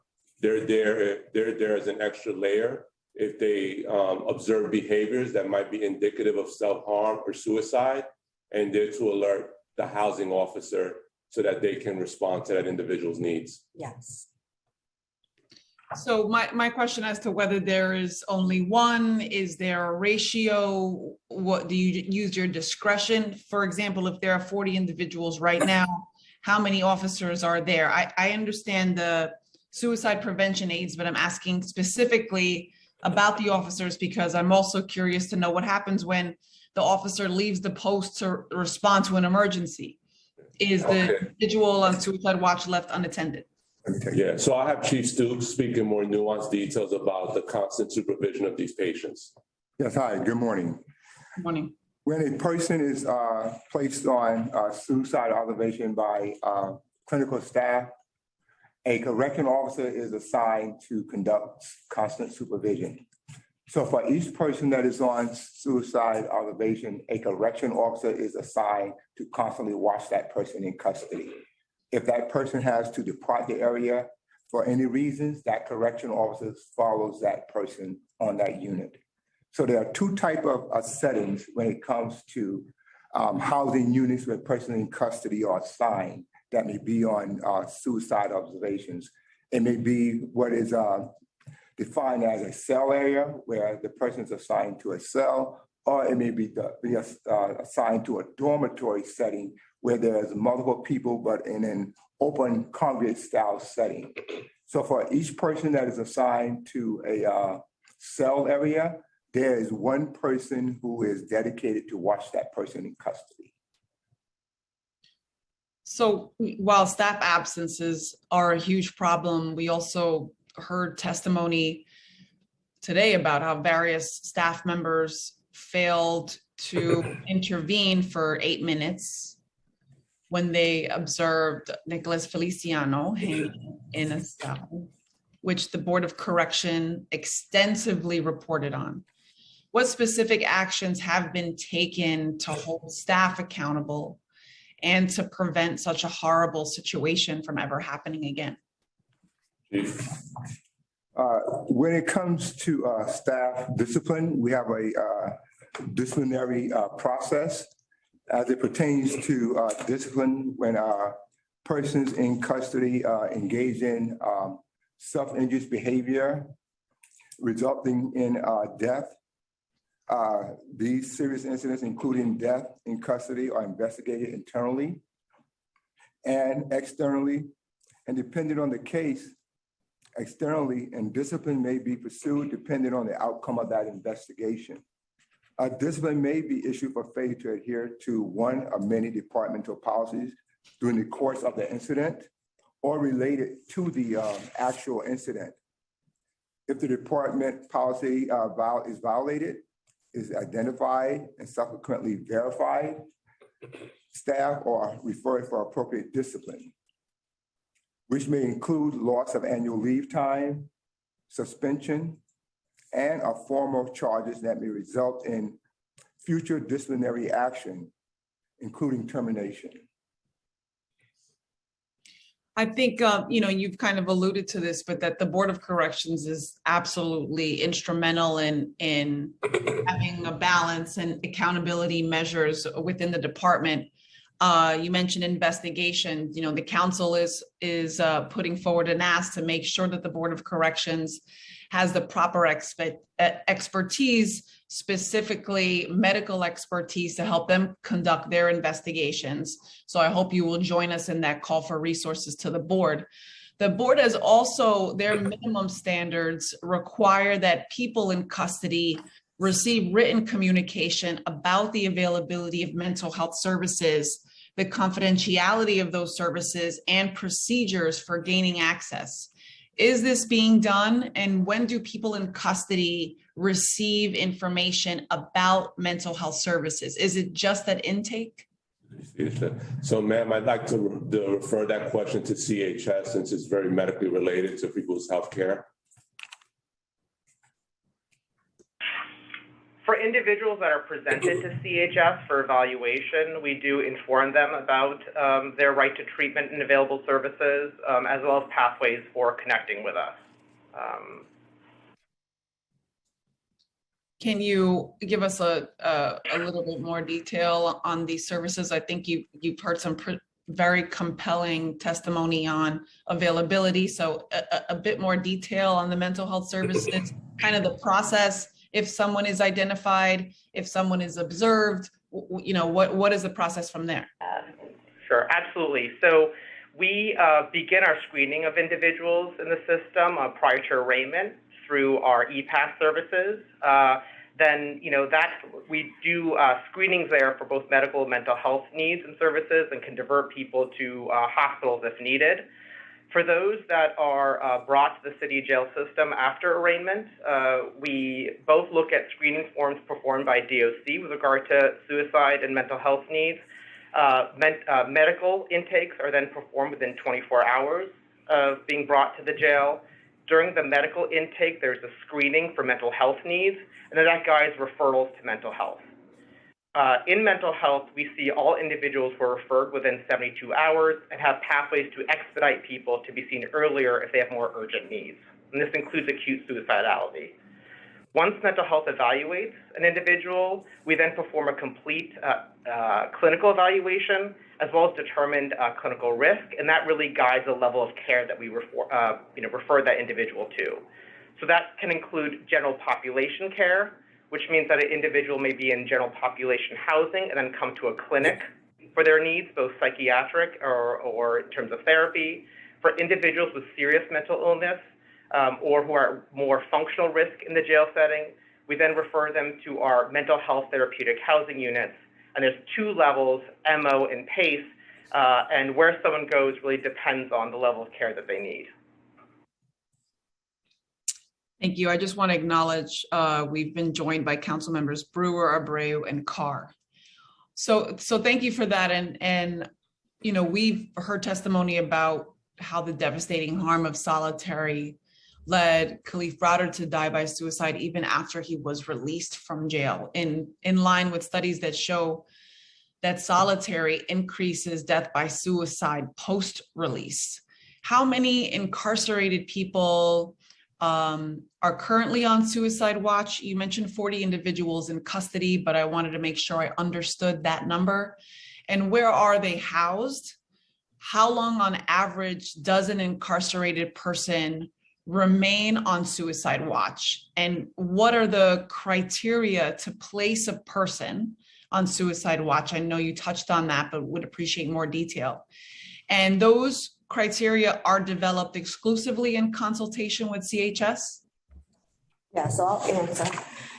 First of all, the department, DOC, does not determine who goes on suicide watch. It's determined by Correctional Health Services. So once they notify us through a transfer notification form, we're notified that we are to find and assign a officer to provide one-on-one watch to the individual. So as I stated earlier, as of yesterday, we had 40 people currently on suicide watch, and they are housed, to answer your question, in the mental health housing, whether it's the mental observation housing or any of the specialized housing that we discussed earlier, such as CAPS or PACE. So what changes have been made to make mental health services readily and frequently available to incarcerated persons, including the young adults on Rikers? Well, we provide opportunity access to care to mental health. So as determined by CHS, once a person has an M designation and they're known as a Brad H class member, which means they're under mental health care, then we follow the protocol to get them produced to care according to the appointments that mental health schedules, and or in emergency cases where others reach out to the department and say the person needs to be seen. So that's something that we provide, produce them to services in the clinic to be seen by mental health. And mental health readily sees the patients, which is very helpful to us. Yeah, I mean, our department is in Health Affairs Unit under Rabia is constantly in consultation with CHS periodically concerning individuals who are on continued suicide watch status, but ultimately it is a clinical determination to keep or remove someone from suicide watch. So does DOC conduct joint internal investigation with CHS following a suicide incident? And how about for serious suicide attempts, that is those requiring medical treatment or hospitalization? Yes, we do conduct joint meetings with CHS as deemed, who they identify to discuss the individual's suicide attempts, and we discuss it. We also monthly collaborate with CHS to keep up to date and report out accurately to SCOC to make sure that we're reporting out accurately any suicide attempts deemed accurately by CHS. So we communicate with CHS 100% of the time, ongoing basis. Could you then explain the high number of missed medical appointments because of, in terms of not being people being produced? Can you explain why the number of missed medical appointments are so high? Yeah, I'll have Chief Stoops talk about that. That's a direct operational issue. Chief Stoops. Yes, good morning. As it pertains to persons who miss medical appointments or scheduled clinics, one of the main reasons that persons miss medical appointments is the person in custody right to refusal. The majority of our non-production of missed appointments is as a direct result of the person in custody when being afforded opportunity for the intervention, they refuse from the housing unit. Do you have, I realize what the majority means, but do you have like actual numbers as to how many appointments and the percentage of those that were because of those reasonings? And whether after this or during the hearing, can you send us that breakdown? Absolutely, ma'am. And I'll have Executive Director Gaynor go over some of those numbers for you. Yes, I have March 2022 numbers in front of me. So I must elaborate that the numbers are going to be high, but it doesn't tell you the total amount of appointments that were scheduled in comparison for you to understand. But for March of 2022, we had a total of 12,745 non-production appointments to produce, and this is throughout all of the facilities. The reasons varied from people being unavailable because they were out to court, people being unavailable because they preferred to go see their loved ones during a visit. The majority of the numbers, and I have the numbers to share with you, and I will also forward it, were production refusals, just as Chief stated, that the individuals didn't want to come out of the housing areas to come down for whatever reasons. Some of the non-production had to do with walkouts. We produced them DOC to the clinic, but the individuals didn't want to wait, and they refused to wait, and they wanted to be brought back to their housing areas. And in those cases, we honor that because we don't want to have any violence or any chaos go on, so we do bring them back. Many of the cases were due to programming. They had other programming going on. They wanted to go to that. A few were barbershop, and a few were recreation, and then a few were other. And so, so that total amount added up to 12,745. And Madam Chair, we'll send you the reports to your team, but the reports are also published on our website. How long does it take on average for the Department of Corrections to complete an internal investigation, specifically for those involved medically with self-harm or suicide attempt? So we do conduct preliminary investigations with our partners with CHS. What I will tell you is that a lot of that preliminary work is then shared with the oversight bodies who are conducting those said investigations. Those oversight bodies include the State Commission on Corrections, also known as the SCOC, the Board of Corrections, and may also involve the Bronx DA's office, the Department of Investigations, as well as the New York State Attorney General's office. So on average, it really depends on the situation, but we don't really control the timeline of when those investigations are completed with those other oversight bodies. When you conduct an investigation, are the families informed of your findings? So we can help with the families to direct them with the other oversight bodies that can provide them additional information. Likely that information would be provided when those investigations have been concluded. But because we want to ensure a fair investigation, we don't release any of that information, but we do release it to the oversight bodies, and it's included in part of a larger investigation that they're conducting. Understood. I saw an article in the Daily News this week detailing how difficult it is for the family of people who died while in custody to get any information. Have there been any death reviews from 2022 released publicly? I ask not only for public accountability, but in consideration of the family members who do deserve to know what happened to their loved ones. So as of now, none have been. It's still early in stages as far as the investigative process is going. And I don't want to speak on behalf of those other oversight bodies. For those individuals who actually just generally for missed medical appointments, what progress has been made toward collecting video documentation of refusals regarding mental health screenings? Well, so when we have a patient that refuses to go to a medical appointment, what we have started doing is having that refusal videotaped, just so that we have an extra layer of accountability that it is the refusal of the patient. So that is being done. I don't have a number off the top of my head how many of those videos we have, but we could follow up with your team. But we also, just want to add, we also try to encourage to get people down many occasions to do a verified refusal in the presence of correctional health services, because many times people just don't want to come, and we explain to them, please come down with us so that you can tell correctional health services yourself. And sometimes they do, agree with us, and they'll come down and refuse in the presence of CHS.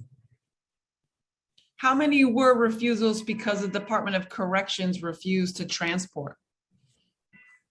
I'll let the chief answer that, but we would not use to bring someone to any type of medical appointment. Or they could not produce the person because there wasn't any staff available? Let me rephrase. With regards to a person who having a medical appointment being produced, medical is a priority for the agency. We make all efforts to produce persons for medical appointments. When a facility is experiencing an insufficient amount of staff that may preclude them from getting a person to a scheduled appointment timely, we assist the facility by providing escorts. So to be clear, it's not that we don't have staff available to produce a person to appointment. There may be a delay in getting a person to appointment due to some perhaps staff challenges at the facility at the immediate time.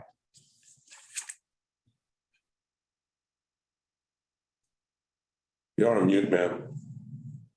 Sorry. Are there plans to move the current PACE units? We have reports that yesterday a DOC staff member stated that they are moving current PACE units to make space for restrictive housing. Yes, Chief Stoops. Yes, as pertains to remodifying 2 PACE units to support our efforts with risk management accountability system, which will commence on July the 1st. We collaborated with our CHS clinical staff with regards to this move. CHS staff agreed with the department with the new locations and made several requests regarding modifications which would be needed in those units that were previously enhanced suicide observation housing. So the 2 units that were be removed from PACE units and moved to different parts of the facility would be buildings 17 and 19, which are currently PACE units, and they will be removed into a section of the GRBC, which is the Georgia Rental Center, into building 8 and 10. Is the planned implementation of RMAS to be fully operational by July 1st on track? Yes, ma'am, that has been my commitment. This week, the mayor explained a planned increase in uniformed officer headcount by saying they were needed due to punitive segregation plans. How would you describe the purpose of the RMAS units you are planning? So the staff that's going to be in restrictive housing, which is going to be RMAS, the Risk Management Accountability System, is not punitive segregation housing. As punitive segregation housing is defined, I would classify it as restrictive housing. And as we move away from our current model of restrictive housing to RMAS to comply with the Board of Corrections rule, what it is individuals that are going to be placed in those restrictive housing units are going to be placed there because of violent acts that they have committed either to other detainees or other staff members that work for the department. But they will be given the opportunity to be out of cell at level 1 a minimum of 10 hours in order to ensure the safety of not only the detainees that are going to be in that restrictive housing unit, but also the clinical and social work staff that's going to be provided services for them so that we can assist them with unlearning, responding to incidents of conflict in a violent way requires significant staffing. That is also the opinion of our classification consultant that was recommended to us under the federal monitor, and that's how those staffing numbers came into play.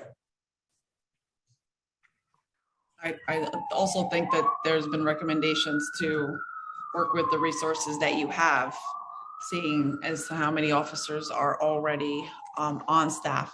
How much capacity are you planning for the RMAS units? How many people do you anticipate being held in a unit on a given day? And this will be my last question because I see I have my colleagues here. what total number of staff, both uniform staff as well as program and healthcare staff, you mentioned social workers, will be assigned to these units? Can you give me some numbers?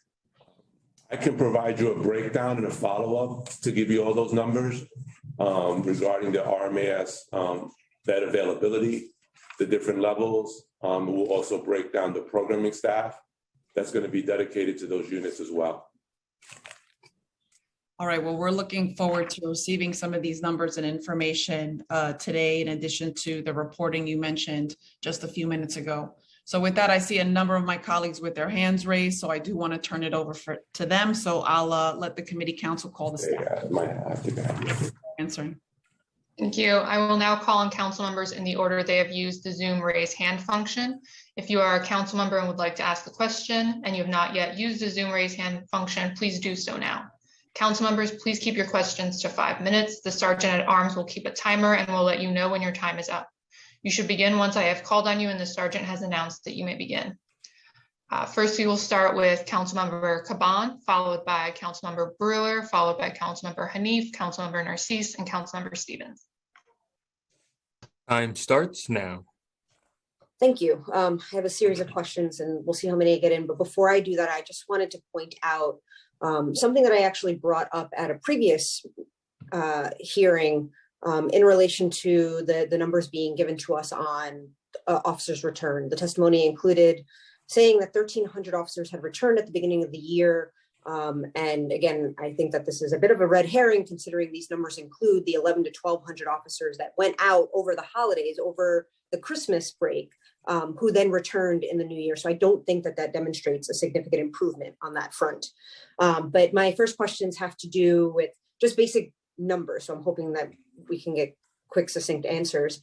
And I'd like to know how many people are in punitive segregation today, how many people are in ESH level 1 today, and what's the longest period of time that someone has been in punitive seg, solitary, or ESH level 1 who is currently there? Stokes. Yes, as it pertains to punitive segregation, as of April the 1st, the department ceases operation of punitive segregation, resulting in having no persons in punitive segregation as of today. With regards to ESH level 1, which is at GRVC, the maximum capacity for each unit is 24 in each unit. That's building 15, which is level 1 ESH, and building 13A and 13B, which is ESH level 1. So how many people are there right now? Are both units at maximum capacity? Yes. Okay, and again, my last question there was, what's the longest period of time that someone has been in ESH level 1 who's currently there now? I don't have that information with me. I could follow with you with the length of stay of the longest person, ma'am. Okay. And can you describe to me what a typical day is like for a person in ESH level 1, and specifically when, where, in what conditions, including with respect to the restraints, what types of programs, how many hours a person in ESH level 1 has out of cell programming with other people in the same shared space on a typical day? Yes, a typical day in ESH level 1 starts with persons in custody on those units being afforded the ability to exit their cell, to be escorted to the programming chairs for a maximum amount of time of 7 hours. The persons that's in those units are also afforded the ability to participate in recreation if they choose. Those persons on those units are afforded a shower. They are entitled to in-person visits on the days of visitation or video visitation. They are partners that provides program services to those persons on those units if they wish to participate. Those persons have access to phones that they can make contact with their counsel and loved ones, in addition to being able to be escorted to the clinic for medical and mental health services if they wish to participate. Well, I just want to point out that I recently visited Rikers and the ESH units, and what I saw and what I heard from people was in pretty direct contradiction to some of the things that you're sharing here today. People reported not being able to access a shower for sometimes as long as a week at a time, not having out of cell time, not being brought out to programming, not getting medical attention for weeks at a time. Some folks who did make it into the shower, actually, while I was there, had been locked in the shower for many hours and had just been left there while we were there. And so those things are deeply, deeply concerning to me. And then the last thing I will ask is that, studies, including in New York City jails, show that people in solitary confinement are between 7 and 12 times more likely to engage in acts of self-harm. Would you agree that various forms of lock-in, and again, these units sounded, ESH, when I viewed them, were functioning like the functional equivalent of solitary. Would you agree that these various forms of lock-in, whether due to COVID, staff shortages, punishment, or other reasons, and the lack of access to basic services or meaningful human engagement, have contributed to the reported surging levels of self-harm over the past 2 years? That's just a Time simple expired.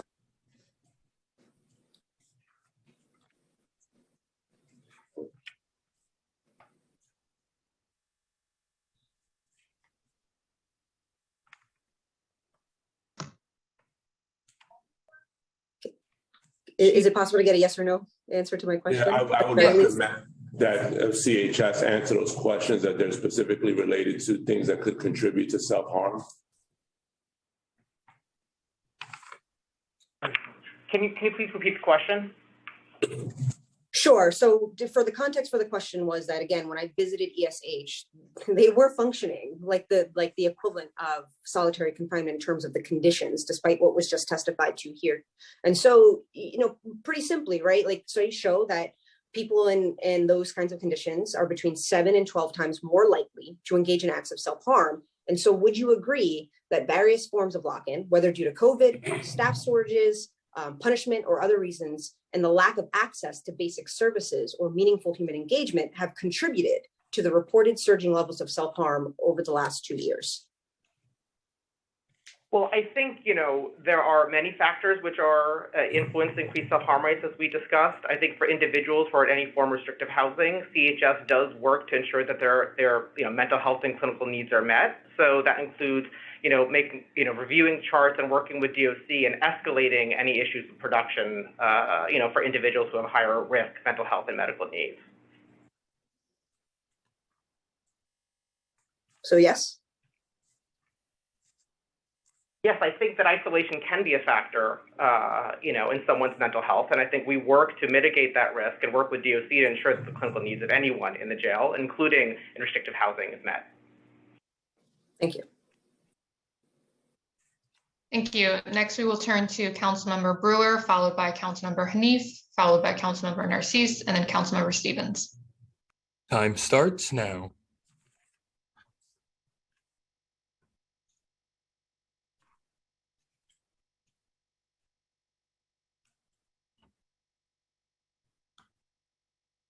Thank you. Okay, thank you very much, Madam Chair and everyone. So I have a few questions, only because, particularly in terms of when somebody leaves Rikers.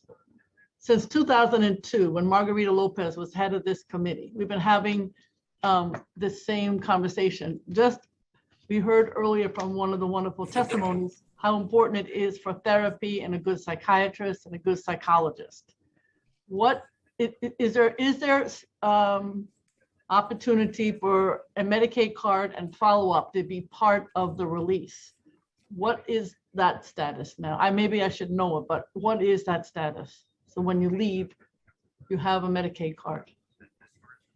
Yeah.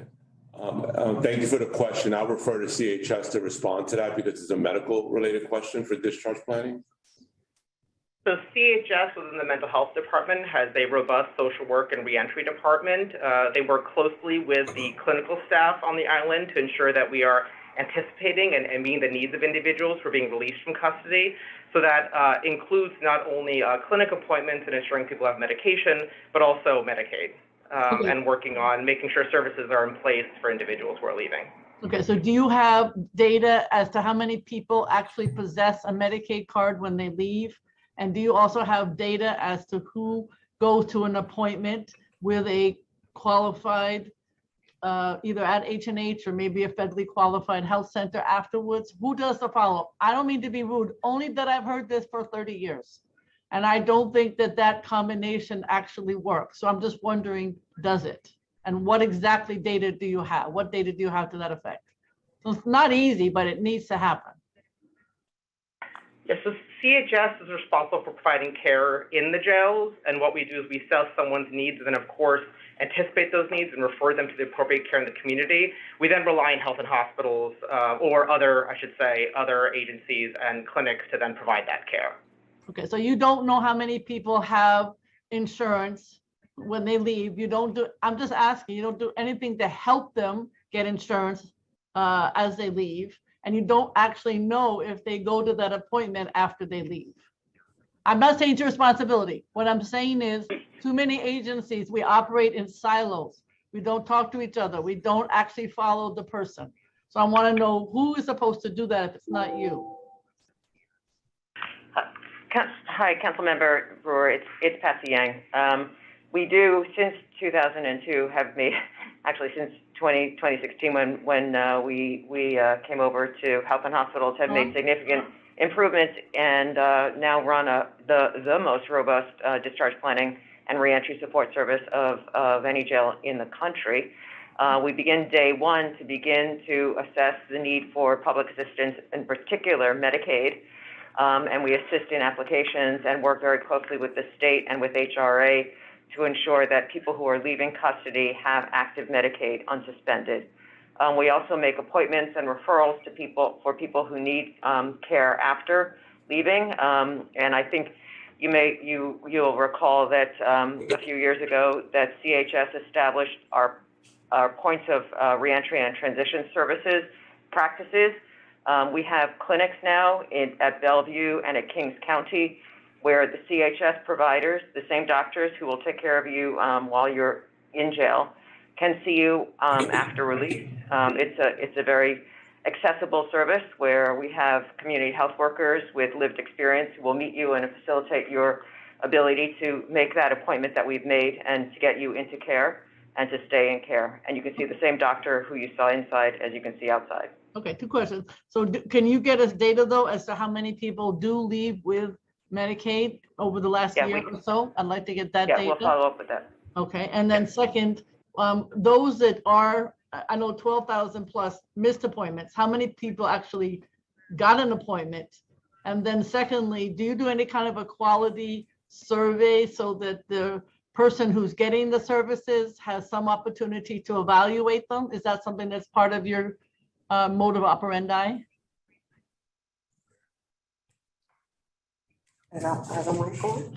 Do I like my psychiatrist? Do I like my health professional?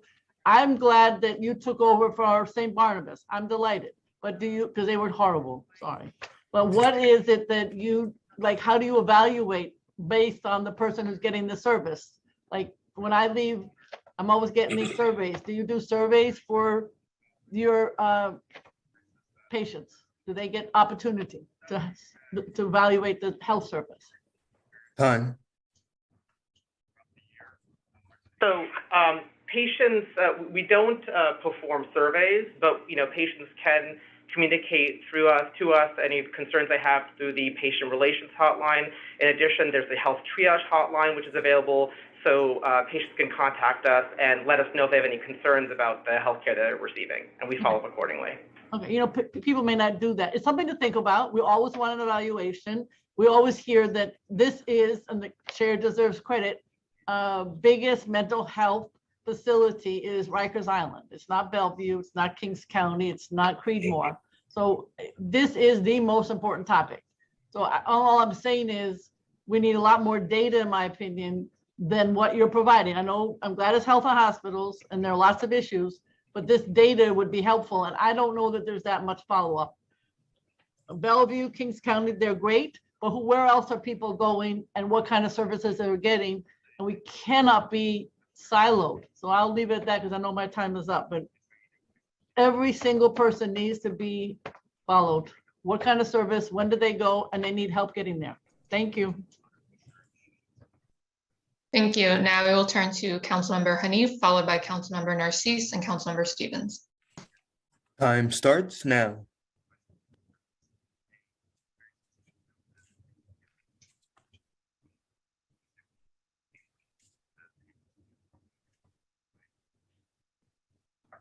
Thank you.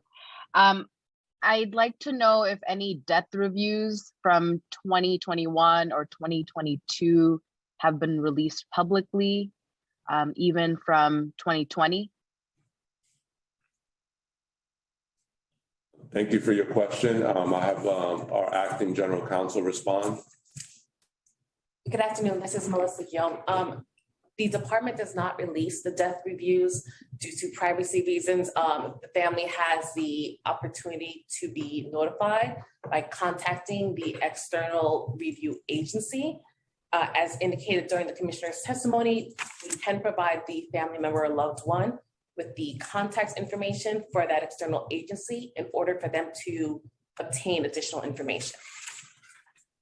So is the onus entirely on the family to do this work to get the information, or does the agency reach out to the families accordingly? At the time of the death, the family gets notified of the incident through our ministerial services. But in terms of the investigation and the outcome of the investigation, we cannot disclose that. Of course, the family, if they choose to, they could. But due to their own personal privacy reasons, if they wanted to get additional information, we can assist them with getting them in contact with that external agency. Understood. And then just to clarify again, no public report is released. No, we communicate with the Board of Correction, and then the New York City Board of Correction would be the one that would provide a public report. And then aside from the privacy concerns, or could you actually delineate more of what those privacy concerns are? What is preventing from a public reporting? The public reporting is done by the New York City Board of Correction. So we provide the information to our oversight agency, and then they will then release it publicly. Okay. And then my second question is on RMAS and programming. Evidence has shown that alternatives to solitary confinement, other forms of separation that involve full days of out-of-cell congregate programming and engagement both reduce violence and reduce self-harm. CAPS is a good example of that. Do you believe that implementing alternatives to solitary confinement that involve out-of-cell congregate programming and activities will help reduce the amount of self-harm in the city jails? And if so, how? Thank you for your question, Council Member. So I'll tell you, that's exactly what we're doing with the risk management accountability system. In level 1, individuals that are placed in that restrictive housing do have 10 hours out of cell time, in addition to clinical and social service and other programmatic support that's going to be dedicated to those housing units. Those individuals will have the opportunity afforded to them to be in a congregate setting and interact with other individuals that are in the housing unit and interact with staff. In level 2, the out of cell time increases to 12 hours. And in our RRU units, our restorative housing units, the out of cell time in those units is 14 hours. Which is similar and alike to general population, which out of cell time now is 14 hours, full congregate setting. And could you describe the out of cell programming? How are incarcerated folks spending their 10 hours or 12 hours? So what I'd like to do is, because we don't have a programming representative, but what I'll do is I'll have our assistant commissioner that's overseeing that prepare a document for you, and I'll share it with you and the other members of the committee so that you can see the type of programming that's going to be available in RMAS when it opens July 1st. Got it. I am looking forward to that. Thank you. Absolutely. Thank you. Next, we will hear from Councilmember Narcisse, followed by Councilmember Stevens. Time starts now. Thank you, Madam Chair, and thank you, Commissioner, for being here and answering some of the questions. Like I said, we live in the greatest country in the world and the most fastest city, but our criminal justice is going backward and we have a lot of improvement.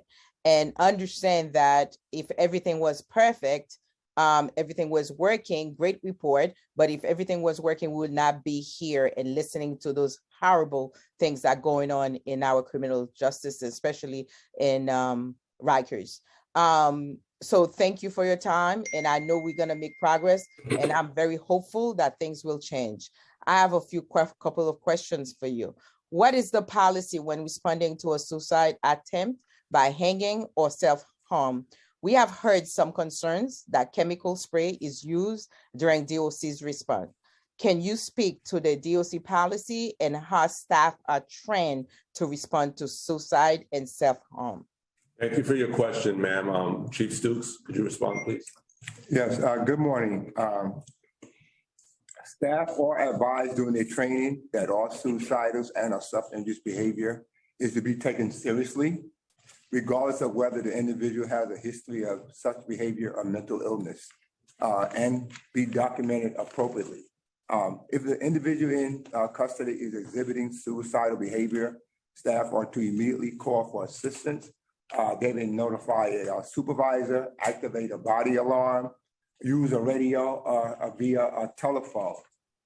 Staff are to immediately take action to prevent the individual from harming themselves, including removing or disabling any ligature or instrument being used by the person in custody to harm his or herself. Further, all staff are required to carry an authorized duty rescue knife while on duty. And if necessary, staff are trained and required to commence emergency first aid to individuals who is observed engaging in self-injurious behavior and who are to be provided with medical care without delay. And they are kept under constant supervision until such time. I thank you, but it seems like it's not working because we still have people hanging themselves.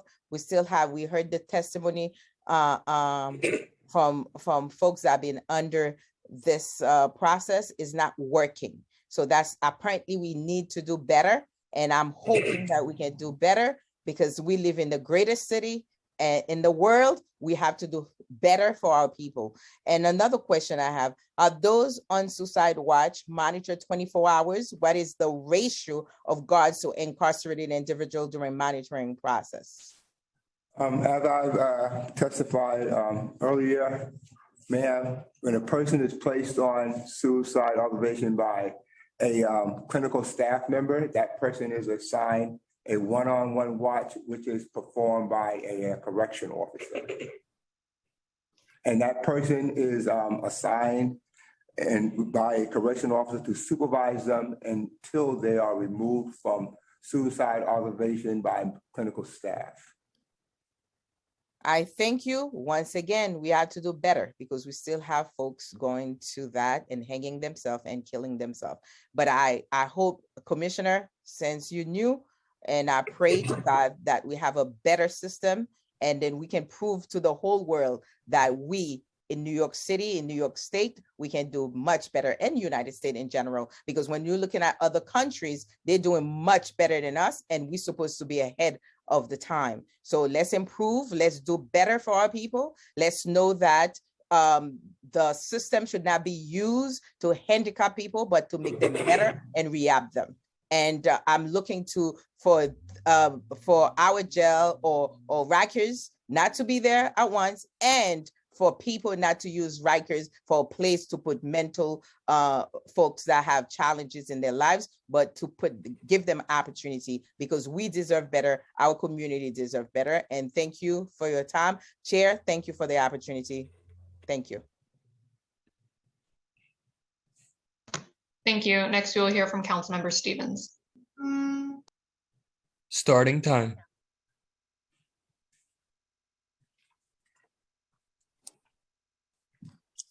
Hello, hello everyone. I just have a few questions.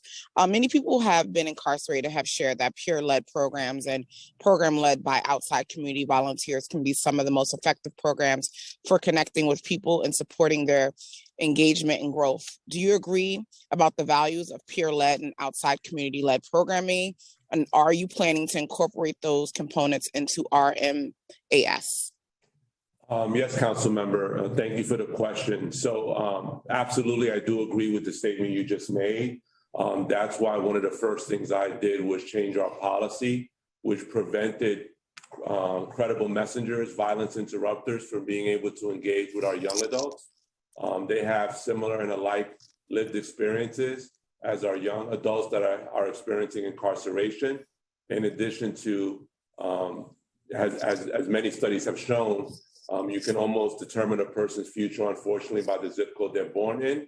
And many of these credible messengers, violence interrupters, are from the same zip code as many of the people that are incarcerated.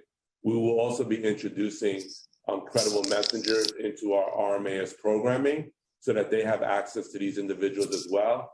Because as you may or may not know, programming is not a requirement of participation for the individuals. They have a choice whether or not to participate.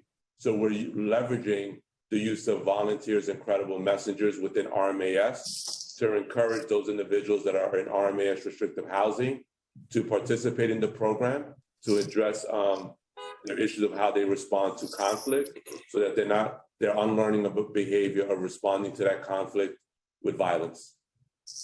Thank you. How many individuals from outside program providers have been cleared since January to return to the jails to provide programs? How many individuals are still waiting for those clearances? And how many individuals currently have clearance to provide outside programming in the jails? So I don't have the exact number of all, because you have to remember, when I got here, external program providers were suspended for coming into the jails. And we started allowing them back in, because we knew the importance of their interaction with those that are in custody have on their quality of life. We also had to give those external contract providers time to ramp up their operations, to go back from having not been working in the facility to coming back in. So all of those contract providers already had clearance. When I reversed the policy regarding credible messengers, I can tell you 17 individuals have been cleared to provide that service. And we have a process in place where I work with the Deputy Commissioner of Programs and Community Partnerships to ensure that if there's any concern about any particular applicant seeking access to our facilities, that we have a discussion about that. And ultimately the decision rests with her and I, if that person has access. Okay, thank you. We can follow up with you regarding the actual number of individuals that are contract providers and volunteers. And in that group is also faith-based community leaders that come to the facility. Yes, no, thank you. Please follow with those numbers. I know me and committee members will love to get that information. And I just want to echo the importance of making sure that, we are looking to look at outside providers to come in and provide some of the services that we see, correction officers are not able to provide. And peer mentorship is one of those things that are truly important, that we need to continue to make sure that we're festering and growing as we're thinking about reimagining corrections in the city. Thank you. Thank you, ma'am. Thank you. Seeing no other council member hands, we will turn back to Chair Rivera for additional questions.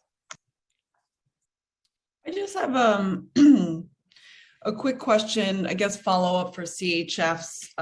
Does CHS staff conduct follow-up assessments when people are removed from suicide watch and return to the general population? And how long after removal does CHS staff follow up with the person? And how often after the initial follow-up does CHS staff check in? So we have an individualized approach to suicide risk assessment, so it's different for every individual. In general, someone who's taken off, so suicide watch can only occur on our therapeutic housing units. So when we remove Suicide Watch, oftentimes individuals remain on the therapeutic housing unit where they continue to have enhanced levels of observation and treatment. So in that case, individuals would be seen daily still. For any individual who has been off of Suicide Watch and also in addition is deemed to not lead a therapeutic housing unit level of care, they go into GP and we follow up with them in accordance to what their needs are. And it's different for everybody. Agreed. So it's really based on their clinical need. That's what's really what drives it on an individual level. Absolutely. I just feel I'm just trying to get an idea of how we can be, you know, as proactive as possible, because the number 12,745 is haunting. And it is just missed medical appointments in the month of March alone. And I realize that you have mentioned it's the majority of it is due to refusal by incarcerated people, but you have also committed to providing that data to us. So I look forward to reviewing the report because that number is incredible in the worst way possible. Also, that proposal to hire 500 new correction officers, and you know, we do need to know why additional staff is needed, considering the resources that you have more than any other correctional system, and some of the comments that have been made by the federal monitor, et cetera. I know we haven't got an answer, and you've committed to also providing a breakdown of staff necessary for various posts and programs in the jails. So we look forward to getting that today. And I thank you for being here, for listening to the families. That was, to me, the most important part, is hearing from people directly impacted. So thank you for your testimony, and thank you for answering the questions. We're looking forward to that data and to anything else you can provide so that we can move forward with increased transparency from the department. Thank you very much. Thank you, ma'am. Thank you, ma'am. Thank you. We will now turn to testimony from members of the public. Please listen for your name, as I will be calling individuals one by one and will also announce the person who is next. Once your name is called, please accept the prompt to unmute yourself, and the Sergeant at Arms will set the timer and announce that you may begin. Your testimony will be limited to 3 minutes. First, you will hear from Zachary Katz-Nelson, followed by Claudia Forrester, followed by Natalie Fiorenzo. Zachary, you may begin when ready. Starting time. Thanks so much. Zachary Katz-Nelson, Executive Director of the Littman Commission. Thanks for hosting this hearing and giving me the chance to testify, and really appreciate hearing from the folks from Ms. Haley and from family members of people who died at Rikers or were deeply harmed at Rikers. And so thanks for the opportunity for them to go first today. You know, like so many things that happen at Rikers, as Councilmember Narcisse was alluding to earlier, the issue is not really what's on paper about suicide or self-harm prevention. It's really about how things are implemented. And that part of that is about training, and part of that is about the support and the supervision, the accountability of staff. You know, we know that training, suicide prevention training, isn't happening right now, and that's so wrapped up in the staffing crisis that's happened, right? If we're in a situation where officers, there are unstaffed posts and people are having to work doubles or triples, they're not going to be able to be pulled out of the jails and go to training. And then you have this issue of supervision and accountability. Captains who are supposed to be the frontline folks on that, first of all, they're not given strong management training. That is really absent in the department. That really needs to be stepped up. But also many of them, as we know, are assigned to posts outside of the jails or outside of the housing areas. We need them on the front lines to serve as supervisors, as mentors, and to really bring staff along. And I think there's a bigger issue though here, which is that right now, Rikers cannot safely handle the number of people that are locked up in our jails, nor can they operate the number of jails that are going. We've got almost 5,500 people locked up in 9 different jails, and we don't have 9 proper management teams. We cannot operate as a city this many jails. We have to shrink the population and allow DOC to consolidate operations into fewer jails. And that really should start with focusing on the people who've been there an extremely long time pre-trial. Over 1,400 people who've been waiting in jail pre-trial for over a year. And 64% of the men in that group have a mental illness. And a rather stunning 96% of the women in that group have a mental illness. We have to speed up the cases. People should be in care, not in Rikers, certainly not while they're just waiting for a trial in this incredibly expensive, dangerous waiting room, just in limbo. And so there was a pilot project, I just want to highlight, in Brooklyn by the Center for Court Innovation, which over, in the first 6 months of a case, they sped up resolution of cases by 68%. And that is something that could be expanded citywide for the cost of only about $600,000. That's just a little bit more than it costs to keep one person locked up for a year at Rikers. We can really make a difference in hundreds of cases for a very relatively small payment. Second thing is the 400 secure hospital beds that are being built in H&H facilities. We really need to expedite those so people can be in treatment and not in the jails. I also want to talk about supportive housing for a second. Thank you so much, Chair Rivera and others for your advocacy on that front. Just want to say one other quick thing, please, which is that the regulations for the city right now, which bar people from eligibility for that supportive housing, if they've been in Rikers for more than 90 days, that has to change. And we also support the intros that were here today, critical steps forward. And so thank you for introducing Chair Rivera and for former Chair Powers for introducing the other one. Thanks so much for your time. Thank you. Next, we'll hear from Claudia Forrester, followed by Natalie Fiorenzo, followed by Zakia W. Claudia, you may begin when ready. Time starts now. Good afternoon. My name is Claudia Forrester, and I have been a jail services advocate at Brooklyn Defender Services for about 3 years. I want to start by thanking the families and affected individuals who have had to share their pain time and time again. You should not have to go through this. Thank you also to Chair Rivera for hosting this critical hearing and for prioritizing affected voices. Rikers Island is a humanitarian crisis. 19 people have died in DOC custody in the last year and a half. 5 we know were from suicide. The other 14 individuals, we're still not sure because we're still waiting on the BOC death reviews. I visit people on a weekly basis, and the reality behind the walls is that New Yorkers are being isolated without due process, programming is non-existent, and access to medical and mental health care is limited at best. There's so much to talk about today, but I'm going to focus on how the failures of communication and collaboration between DOC and CHS have deadly consequences.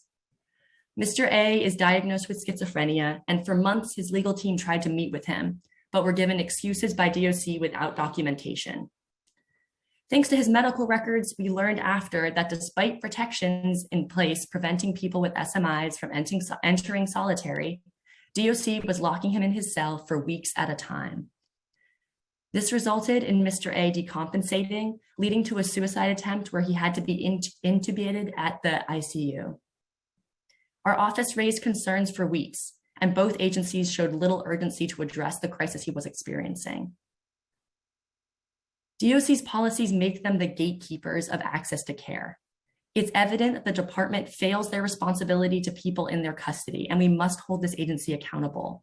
We've all seen the articles, the reports of people being taunted by officers as they are experiencing medical emergencies, DOC encouraging violence like fight clubs, DOC standing by as incarcerated New Yorkers lose their lives behind the walls. When an individual tries to hang themselves, DOC's response includes an officer deploying OC spray directly onto the individual in crisis. We heard CHS and DOC rattle off procedures and policies they have in place to provide care to those behind the walls. I cannot emphasize enough that this is not the lived reality of the people I talk with every day. We need you to act. Council members must continue to visit the jails without notice and speak directly to incarcerated New Yorkers. Please hold DOC accountable for their failures, their inaction, and the way they actively instigate harm. Thank you. Thank you. Next, we'll hear from Natalie Fiorenzo, followed by Zakia W., followed by Robert Quackenbush. Time starts now.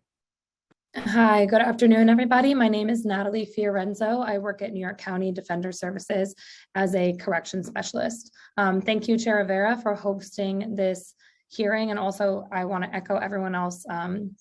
I thank you and I commend all of the families and survivors who were able to relive their trauma and share their stories for us here and countless other times today. Thank you. Thank you very much. As a corrections specialist at New York County, my job entails talking to our clients and assisting them with any issues that they're having at Rikers Island. The most common type of problem that we deal with is the violations of our clients' rights. I cannot tell you the amount of times I've heard a client say to me, DOC is violating me, DOC is violating my rights every single day. Every basic service that one should be afforded while incarcerated is currently operating in a full state of dysfunction. The halt solitary statute went into effect on April 1st, but I can tell you that today we have a client who has been in a solitary cell, 24-hour lock-in for 22 days, despite the 17-hour, 15-day limit. This isn't just happening, though, to our clients in punitive settings. We have clients in general population that are going through similar things. There was a 6-day 24-hour lock-in at RNDC just a couple of weeks ago. And even when our clients aren't in a 24-hour lock-in, they're not getting any outdoor recreation. I have clients that haven't seen the sun in more than 6 months outside of being taken to court.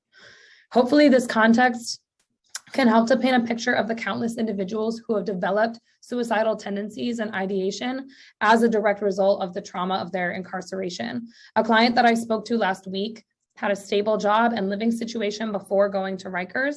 But when I spoke with him, he told me it would probably be the last time and that he wasn't sure if he would see me again. He told me that he himself is not a violent person and he's never been much of a fighter. So being surrounded by the extreme violence, witnessing unprovoked slashings and stabbings and seeing fellow detainees being forced to fight in fight clubs, he's in constant distress. He does not sleep. He feels that he can't let his guard down for a second, fearing what might happen to him. Him developing suicidal ideation is not shocking at all.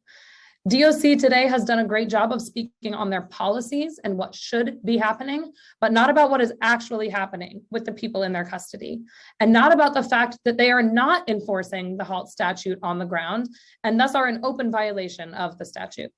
As always, we are advocating for the City Council to adopt decarceration as the ultimate solution. We are in support of Intro 30 and Intro 181, and we hope that you will support treatment, not jails legislation. These are all key policies that will make dramatic and effective changes in our clients' lives, and we urge you to act in their support. Thank you very much. Thank you. Next, we'll hear from Zakia W., followed by Robert Quackenbush, followed by Jennifer Parrish. Time starts now.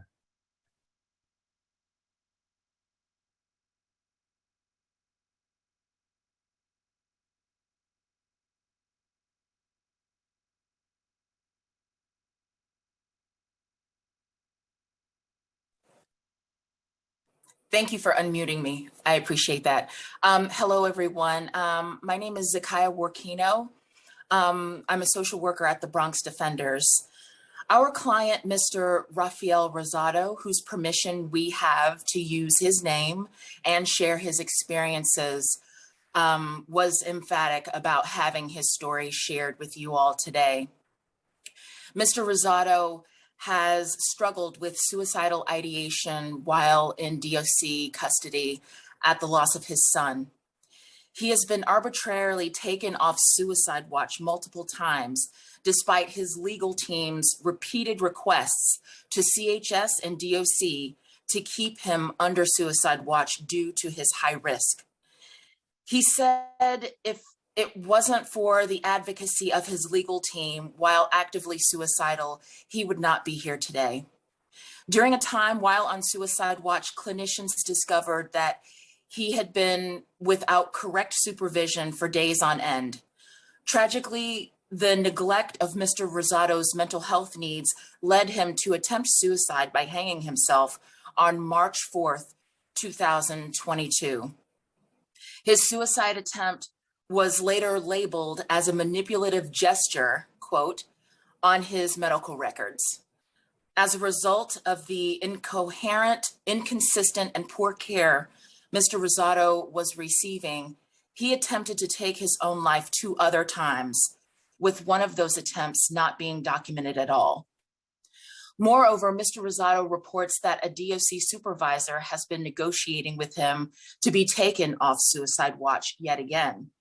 As described by Mr. Rosado, he was told that if he agrees to be moved to general population, the supervisor would make sure that he still gets clinical visits twice a day, Mr. Rosado shared that where he would be moved to would have a different supervisor who has worked with high-risk individuals.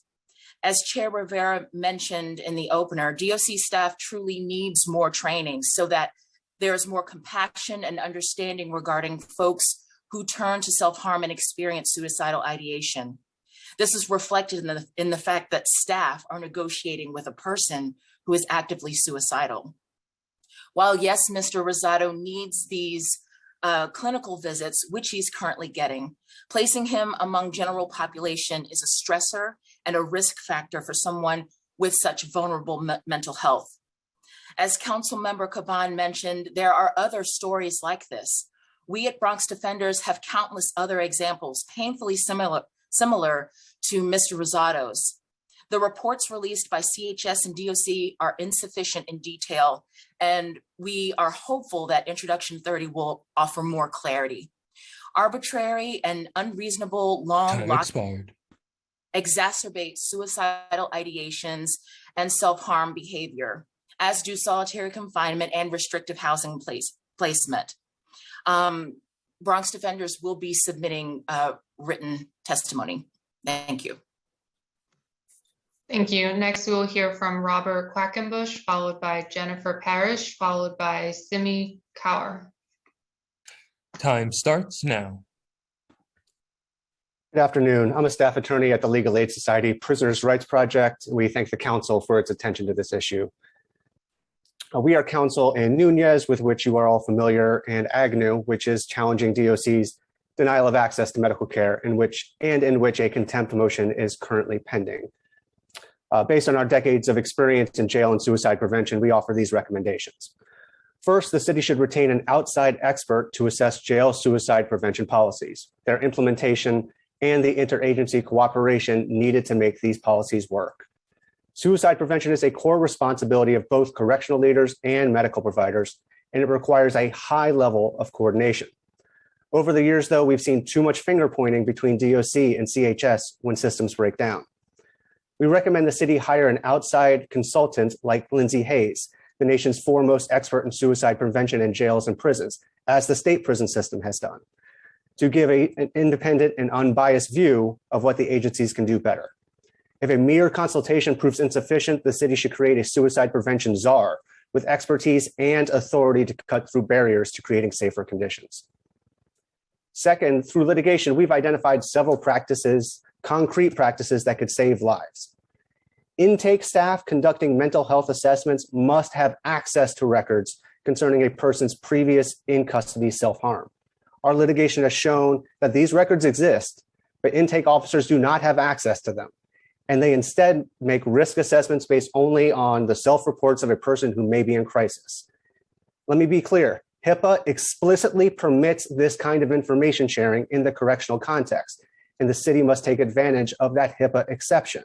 Just like Councilmember Brewer was mentioning earlier about agencies operating in silos, in this context, the silos kill.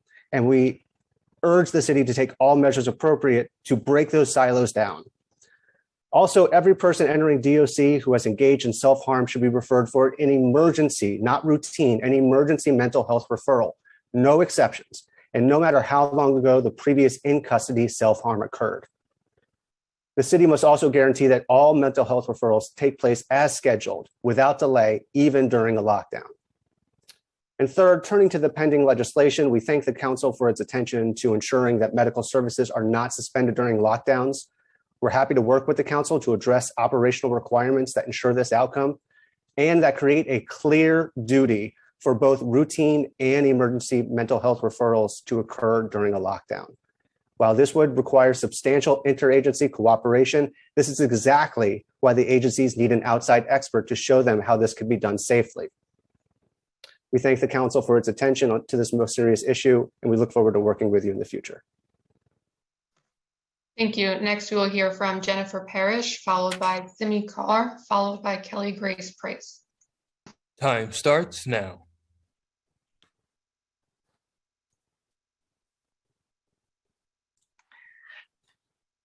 Good afternoon. My name is Jennifer Parrish. I'm the Director of Criminal Justice Advocacy at the Urban Justice Center and a member of the Jails Action Coalition and the Halt Solitary campaign. Thank you for convening this oversight hearing, allowing family members and those who've been incarcerated to testify first, and for introducing the bills on the committee's agenda today. Current jail conditions are appalling, and it's devastating that these conditions resulted in so many people dying in custody this last year. At this point, it's clear DOC cannot keep people safe and cannot provide the health care people need. The city needs to take dramatic steps to decarcerate. These steps were taken 2 years ago, and we're still in a crisis, and it must be addressed now. Now, decarceration is not within the council's power, but there are actions you can take to address suicide and self-harm in jail. First, you must pass legislation to end solitary confinement entirely. We know that more suicides occur in solitary confinement than in other units. The council's legislation should prohibit all forms of solitary confinement by any label that DOC uses to disguise it: punitive segregation, enhanced supervision housing, or RMAS. As we speak, there are people on Rikers who spend all their time in a cell other than being taken to the occasional shower or an hour of rec. The City Council must make clear that ending solitary confinement means that people have time out of their cell with other people engaged in congregate programming and recreation. You have the power to pass this legislation, and you should do your part in ending the inhumane conditions in the jails. Second, it's critical that the system use what it learns from any death in custody to prevent future deaths. The current administration does not appear to prioritize doing so, as it's not reconvened the Suicide Prevention Task Force started during the previous administration. The task force had begun to formulate preliminary recommendations after meeting several times in 2021, but the task force work has been on hold since early January. The council can promote investigation of deaths in custody and responding systematically by passing legislation codifying and enhancing the Board of Correction healthcare minimum standards on deaths in custody. That legislation should include provisions that improve the process for notifying families and increase the amount of information shared with them. Specify timelines for the board to complete its investigation of deaths in custody. Require more transparency regarding the process, including posting of the results and Department of Correction and CHS response to those. Provide for regular convening of a review board involving all the relevant agencies, and demand transparency about DOC and CHS efforts to implement the board's recommendations and to hold accountable staff who were found to have committed wrongdoing. The council must make sure that the system learns from tragic deaths in custody and makes necessary changes to policies and practices and holds those involved accountable, and that families and the public know what, if any, actions have been taken. We know that the board can complete quality reviews given their investigation into the suicide attempt of Nicholas Feliciano, but there have been no reviews of all the deaths that occurred that have been last year that have been released publicly. The board needs to be required to do so, and it also needs to have those resources. Thank you. Thank you. Next, we will hear from Simi Kaur, followed by Kelly Grace Price, followed by Sarita Daftery. Time starts now. Good afternoon, everyone. My name is Simi Kaur. I'm an attorney at Youth Represent, and we serve criminalized young people through direct legal services, impact litigation, and policy advocacy. I want to thank Candy Haley, Melania Brown, Akeem Browder, and Madeline Feliciano, and I'm so sorry that you have to share that testimony. Prior to my time at Youth Represent, I was a public defender for 4.5 years, and I bore witness to the violence and suffering that my clients experienced at Rikers and the boat on a daily basis. While the recent suicide and self-harm statistics coming out of New York City jails are alarming, they fail to capture the full scope of the harm that jails do to the well-being and mental health of those caged there and those that love them on the outside. Even if they never attempted self-harm, the majority of my incarcerated clients expressed feelings of hopelessness, despair, and depression due to the conditions they were trapped in, and they expressed these feelings long after they were released as well. One young person I represented saw someone try to hang themselves during his very first week at Rikers. The same week, he saw someone else be raped. He couldn't sleep or eat afterwards and received no mental health support or any other support. The charges against him were eventually dismissed, but the trauma of that experience has stayed with him long past his time there. And even if his case hadn't been dismissed, even if he had been convicted of something, he still did not deserve to go through that. No one deserves to go through that. In 2019, when Nicholas Feliciano attempted to kill himself at GRVC and was left hanging for over 7 minutes, official DOC reports characterized his suicide attempt as a, quote, manipulative gesture. Zakiya Warkano of the Bronx Defenders also spoke about this, and we know it's not a one-time occurrence. A manipulative gesture. I think this speaks volumes about the institution that we're talking about tweaking. It's an institution that is built upon devaluing the lives of poor Black and Latinx people. And in this system, despair and hopelessness are not bugs, they're features. They are the point. And instead of holding DOC accountable and shrinking its budget, the mayor wants to reward the agency and has proposed giving even more funding and even more officers. The council must reject this funding increase in the budget. I also want to echo others who've spoken before me to say we must end solitary confinement, and existing DOC funding should be reallocated to provide actual mental and physical health care to the people incarcerated there. Most importantly, though, our focus must remain on decarceration and letting people go. And finally, instead of the mayor's plan to continue sinking money into failed institutions that don't keep anyone safe, we endorse the Brooklyn Movement Center's report on investing in Black futures, which lays out a comprehensive plan for taking money from the bloated budgets of NYPD and DOC and reinvesting it back into housing, healthcare, and education, and doing things that will actually keep all of us safe. Thank you.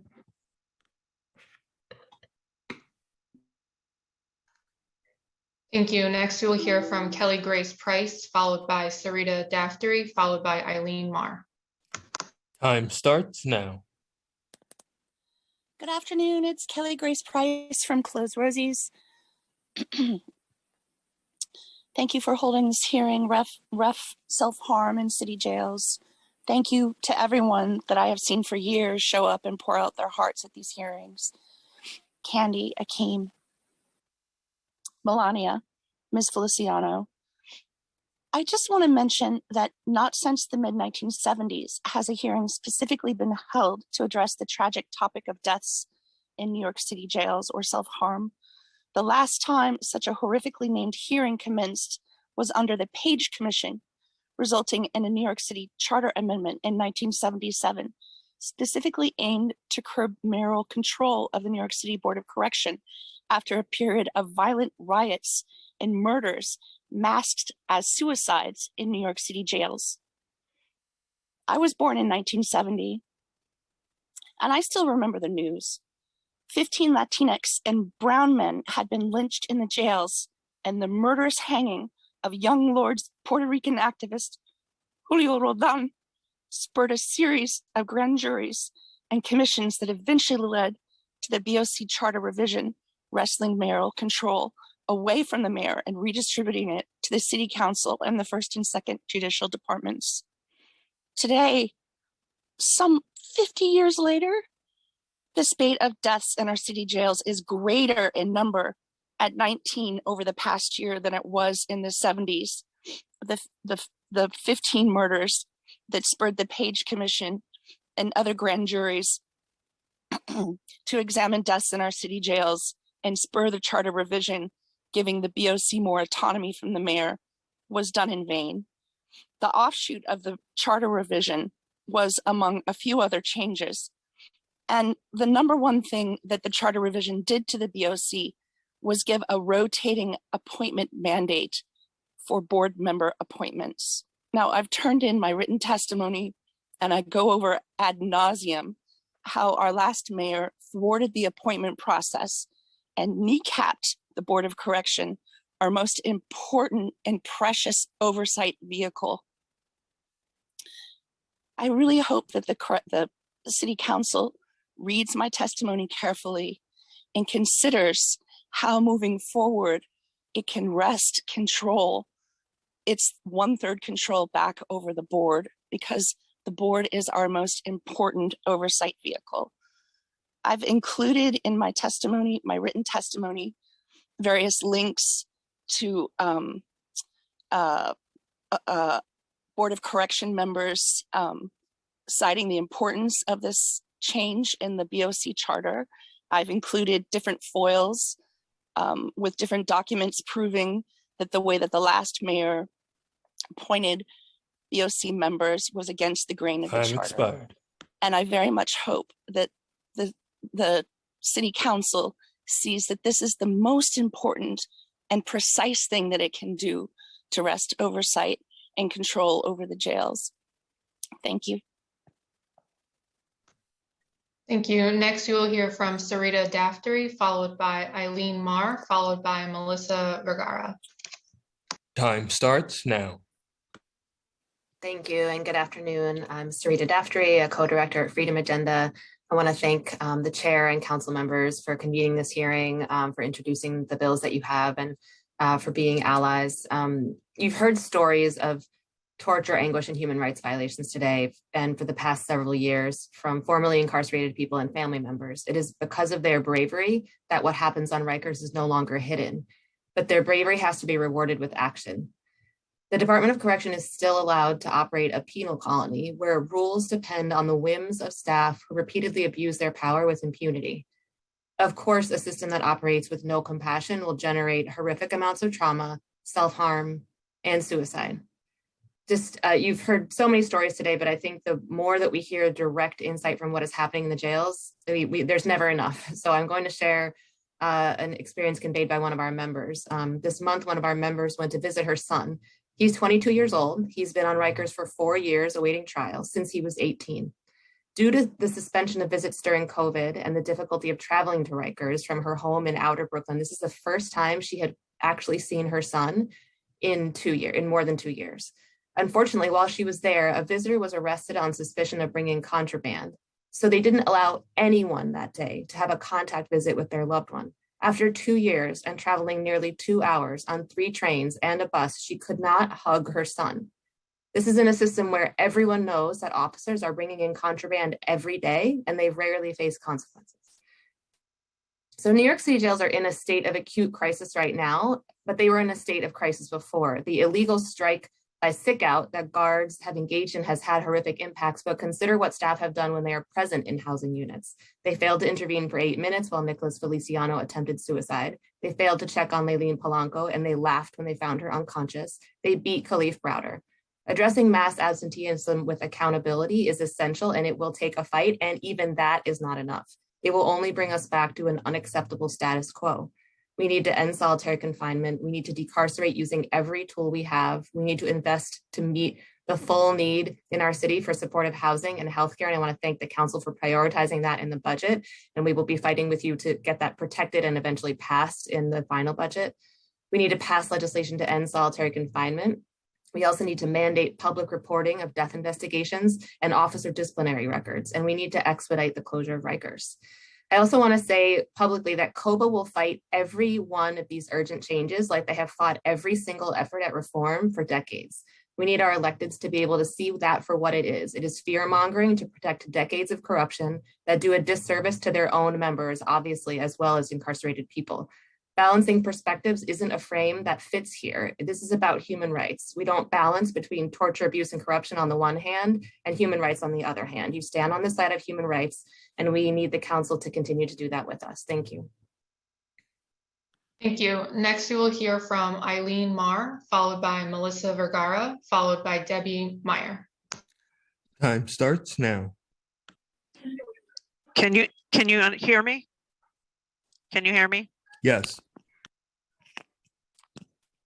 Okay, sorry about that. Good morning. Thank you for allowing me to testify this afternoon. I am Eileen Marr, and I'm a civil rights union leader with Vocal New York. I am also a woman who is a survivor of domestic violence and who was formerly incarcerated. Before I begin, I would like to show you my arm. This is one of my favorite spots.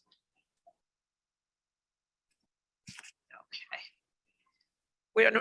One of my favorite spots when I relapse into self-harm. I don't have the greatest lighting where I am, so it may be hard to see. I'm including a better photo with my written testimony. You will see that there are old scars in addition to much newer scars. With that said, I would like to begin by saying that suicidal ideations and sometimes the follow-through are not self-harming, and self-harmers, when doing so, are not experiencing suicidal ideations. We don't wish to die when self-harming. As a self-harmer who has relapsed on and off for 30 years, I can attest to this. And as a woman who was detained on Rikers Island for over 420 days, I can also attest to the fact that after a long period of having been in recovery for self-harming prior to becoming a detainee, I relapsed within days of my detainment. And while yes, items that one can use to self-harm are taken away from the detainee and intake and not readily available in the facility, where there's a will, there's a way. And I know of other women and men on the island and the boat who are self-harming as I was. I was not an anomaly. Why did I relapse? Self-harming is sometimes a means in which I have control over something, anything. When I lost control over everything, when I became a detainee, the dehumanizing, ignorant, abusive, and despicable ways in which the so-called correction officers treat the detainees and behave in general were another reason. And finally, the completely inadequate mental and physical health services that are provided. It took well over a week to secure a correct psychotropic medication, and other than a brief "how do you do it" intake, see a mental health professional. When I finally did see a mental health counselor, she only continuously asked me and said, "Cheer up, I don't know why you're so upset about being here." All I could say to that is, well, anyway, I mean, it's jail, come on. Of course, I never divulged my secret to her or any staff there, as many did not. When I was detained and later incarcerated, I lost control over everything: my home, my companion animals, relationships with my family and friends, my own health, my finances, and even what bra I was allowed to wear. When self-harming, it becomes a distorted version of me time, where I could be in my own head and have control over something. And you'll find this with many other individuals who self-harm. Contrary to what the physician testified today, I do not, nor have I ever self-harmed as a means to get attention. And I don't know anyone who has. That's not a thing. As for suicidal ideations and the follow-through, or at least the attempt to follow through, this can be a means to an end when one has also lost control over everything and sees no hope or light at the end of the tunnel. They've lost their children, their family, their home, their lives, and their humanity. The same poor mental and physical health care services, which are coupled with the ignorant, barbaric, and abusive manner in which the corruption officers treat the detainees and behave in general, are a breeding ground for someone who has lost all control of their life and facing the loss of, for example, their children and family, and a possible long sentence or similar issues. I mentioned the barbaric ways in which the corruption officers behave and treat the detainees. This was never more clear to me when I would be in the intake pens awaiting an outside medical appointment or video court, and I saw and heard a fellow detainee in the Why Me pen in intake verbally threatening to take their own life, screaming it at times, to have it met with a corruption officer yelling back something like, "Hey, just do it already," or "Dumb bitch, no one cares about you, go ahead," rather than having a mental health professional or really a psychiatrist brought into the fold. In fact, I witnessed this on a regular basis, and the women's cry of wanting to end her own life were always met with the same ignorant, abusive, and dehumanizing remarks at the hands of people who were supposed to be correcting, aka helping the individual. The Why Me pen is a small one-person pen intake where people who are experiencing mental health crises or in the midst of a verbal and physical aggression episode are basically thrown in rather than receiving any kind of mental health intervention. Like I said, I never saw a medical professional requested. Self-harming and suicidal ideation and acts and attempts and follow through are vastly different in the sense that one group wishes to end their life while the other group, the self-harmers, wish to gain some control and numb some anger and pain. They are alike in the fact that the individuals who are diagnosed or identify with either of these issues require intensive mental health services and an environment where he or she is not abused, belittled, and dehumanized on a continuous basis by the officers entrusted to correct them. They should never be residing in an environment where physical and sexual abuse by said officers and staff are a part of the daily routine. These factors alone could cause a relapse for either issue. And since the correct services to help and treat the individuals simply do not exist on Rikers Island and in the current borough facilities, all it does is turn into a nasty deterioration of one's mental and physical health. Rikers and docks simply does not, nor have they ever had the services or appropriately trained officers who who would be able to intervene in a life-saving, healthy, and compassionate manner. Instead, they encourage someone to do something so devastating and permanent as ending one's life, and then laugh. An individual who has been self-harming does not need to also live in fear that he or she would be sent to solitary or the Bing if their secret was discovered. Neither does a person who is experiencing suicidal emotions and ideation. Truthfully, no one does. In order to curb and hopefully end both of these issues on the island and in the borough facilities, the following needs to occur. Rikers needs to close immediately. The detainees must be transferred to smaller borough-based facilities or the like, which are not staffed by any of the current officers and staff and medical staff.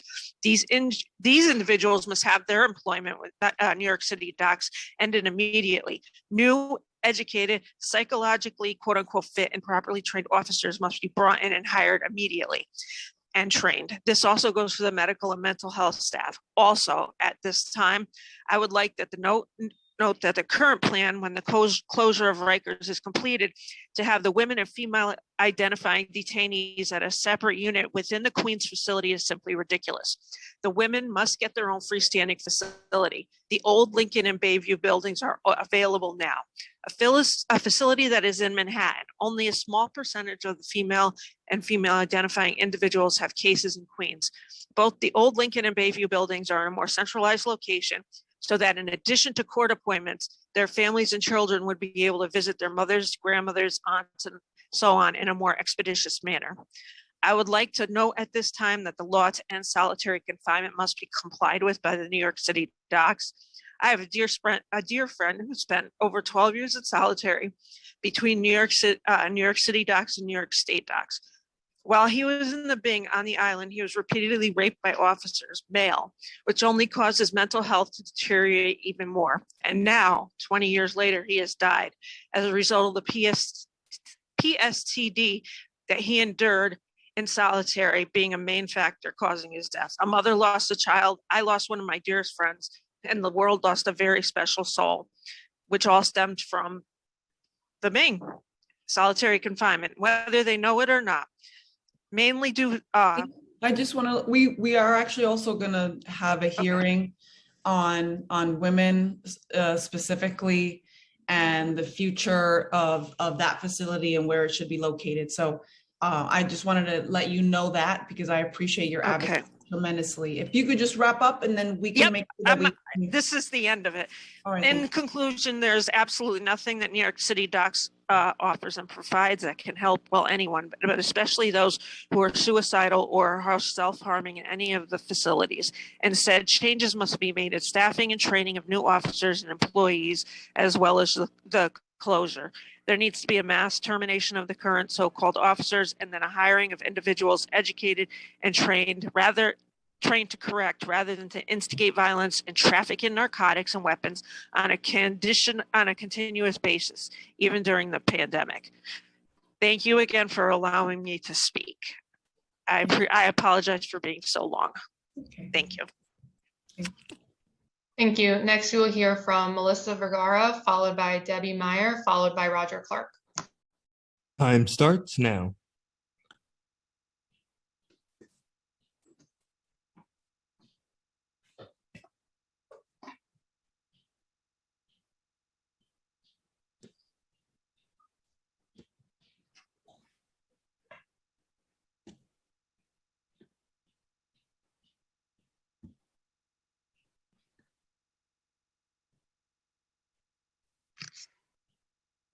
Good afternoon. My name is Melissa Vergara, and I am a mother of a young man who is currently detained on Rikers Island and has been suffering there since May of 2021. My son has an array of challenges. He has been diagnosed with disruptive mood dysregulation disorder, autism spectrum disorder, and operates on borderline intellectual functioning. Since being on Rikers Island, my son has encountered significant mental and physical trauma. The whole system is traumatic and inhumane. First, the ADA denied my son First, the ADA denied my son the opportunity for treatment, even with the recommendations of a psychiatrist from task. Instead, they found it more appropriate to keep my son in a facility and a system that leads to abuse, trauma, and is the opposite of rehabilitation. Rikers Island is not equipped to rehabilitate anyone. I had contacted the facility several times to inform them of my son's diagnosis, and unfortunately was hit with the reality that correctional officers do not have any awareness or empathy to mental illness. I have heard, "You are calling me because your son gets mad," and "Ma'am, I don't know nothing about mental illness, call 311. My son has been pepper sprayed during a mental health episode and locked in his cell with no food or mattress for several days. It took months for my son to get seen by a mental health provider. However, mental health on Rikers Island is a prescription to medication because they receive no form of therapeutic care. Currently, this system prioritizes the hiring more officers, which has been proven to be ineffective, rather than what is effective, and that's those with the credentials and education and human behavior and development and rehabilitation.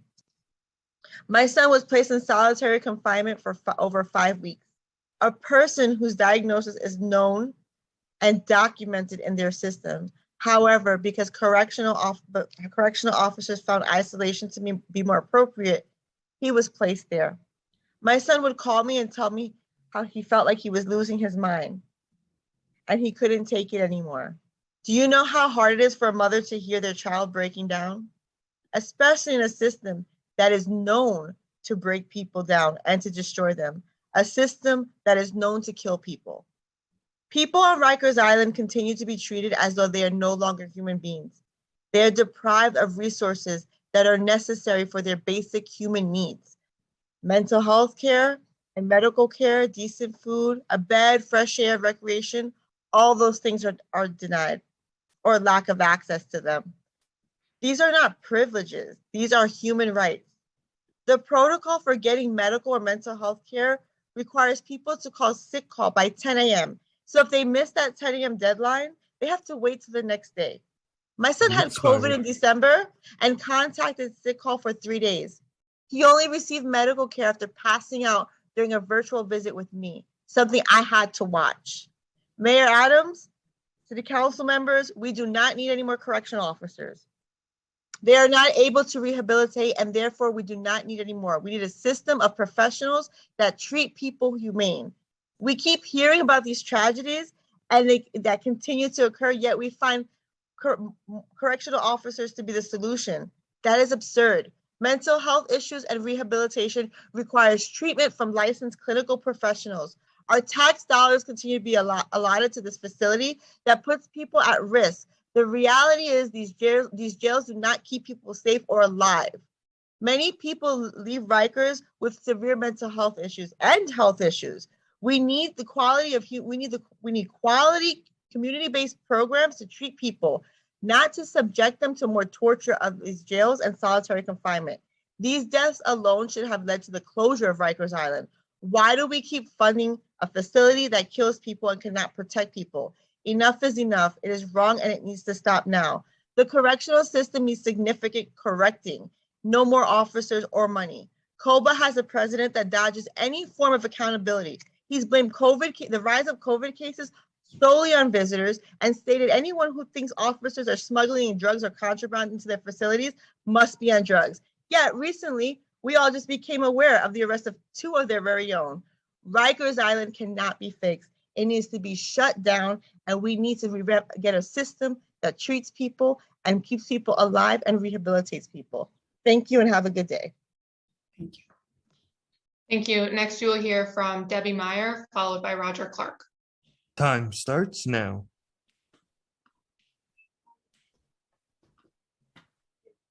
Thank you.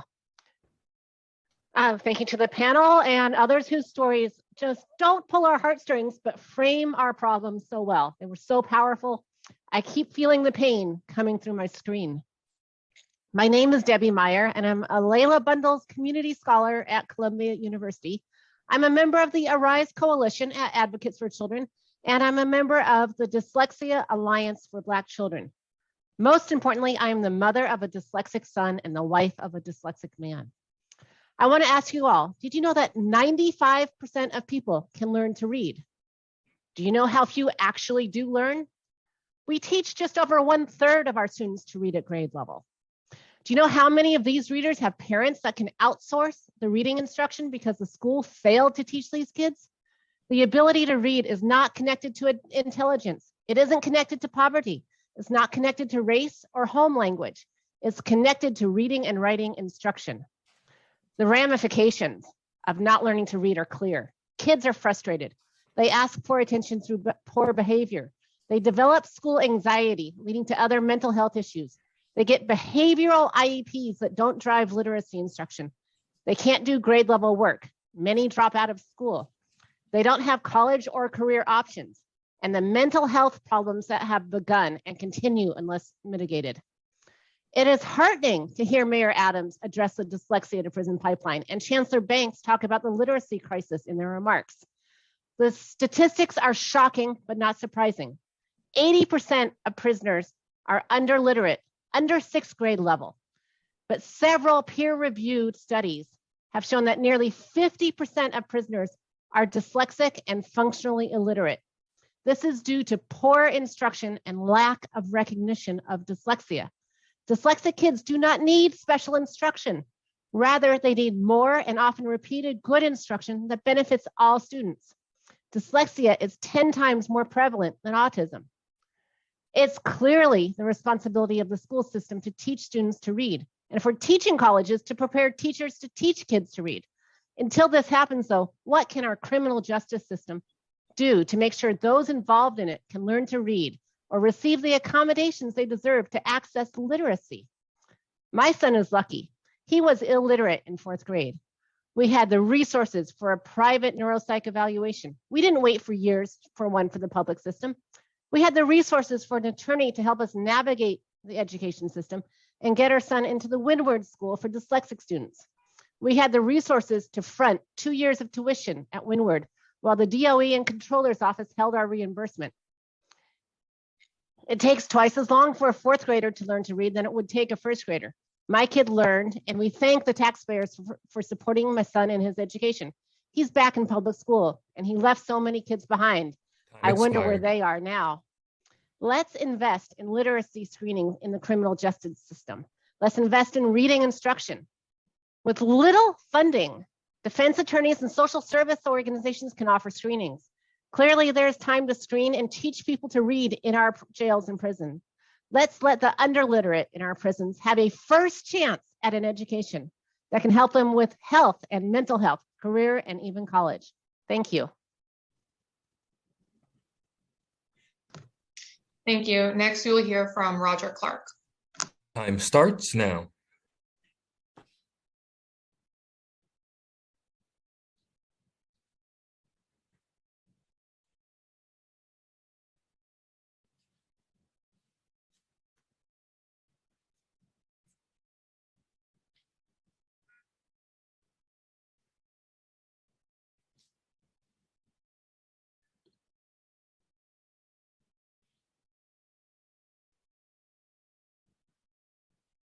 Roger Clark. We've sent the unmute request.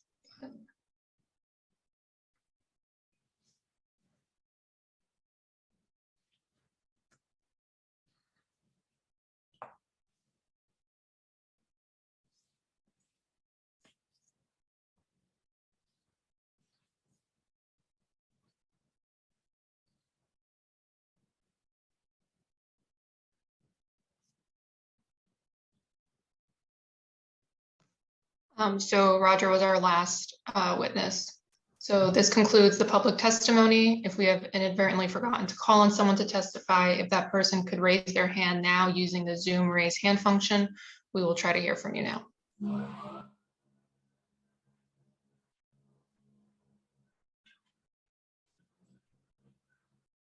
Okay, seeing no hands, I will turn it over to Chair Rivera to close the hearing.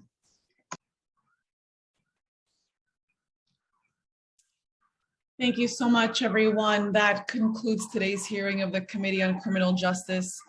Thank you to Akeem Browder, Melania Brown, Candy Haley, and Madeline Feliciano for joining us to share their experience, to share your experiences with self-harm and suicide at Rikers Island. I am tremendously grateful for everyone's time and advocacy. And to those families, please know you have an ally on this committee in me. Thank you also to Commissioner Molina, Dr. Subedi, the Department of Correction and Correctional Health Services. I'd especially like to thank my colleagues in the council and the advocates, the public defenders, and impacted people and families who shared their stories with us today. For years now, people at Rikers Island have suffered lack of access of medical and mental health care and insufficient supervision of and support for individuals at risk of suicide.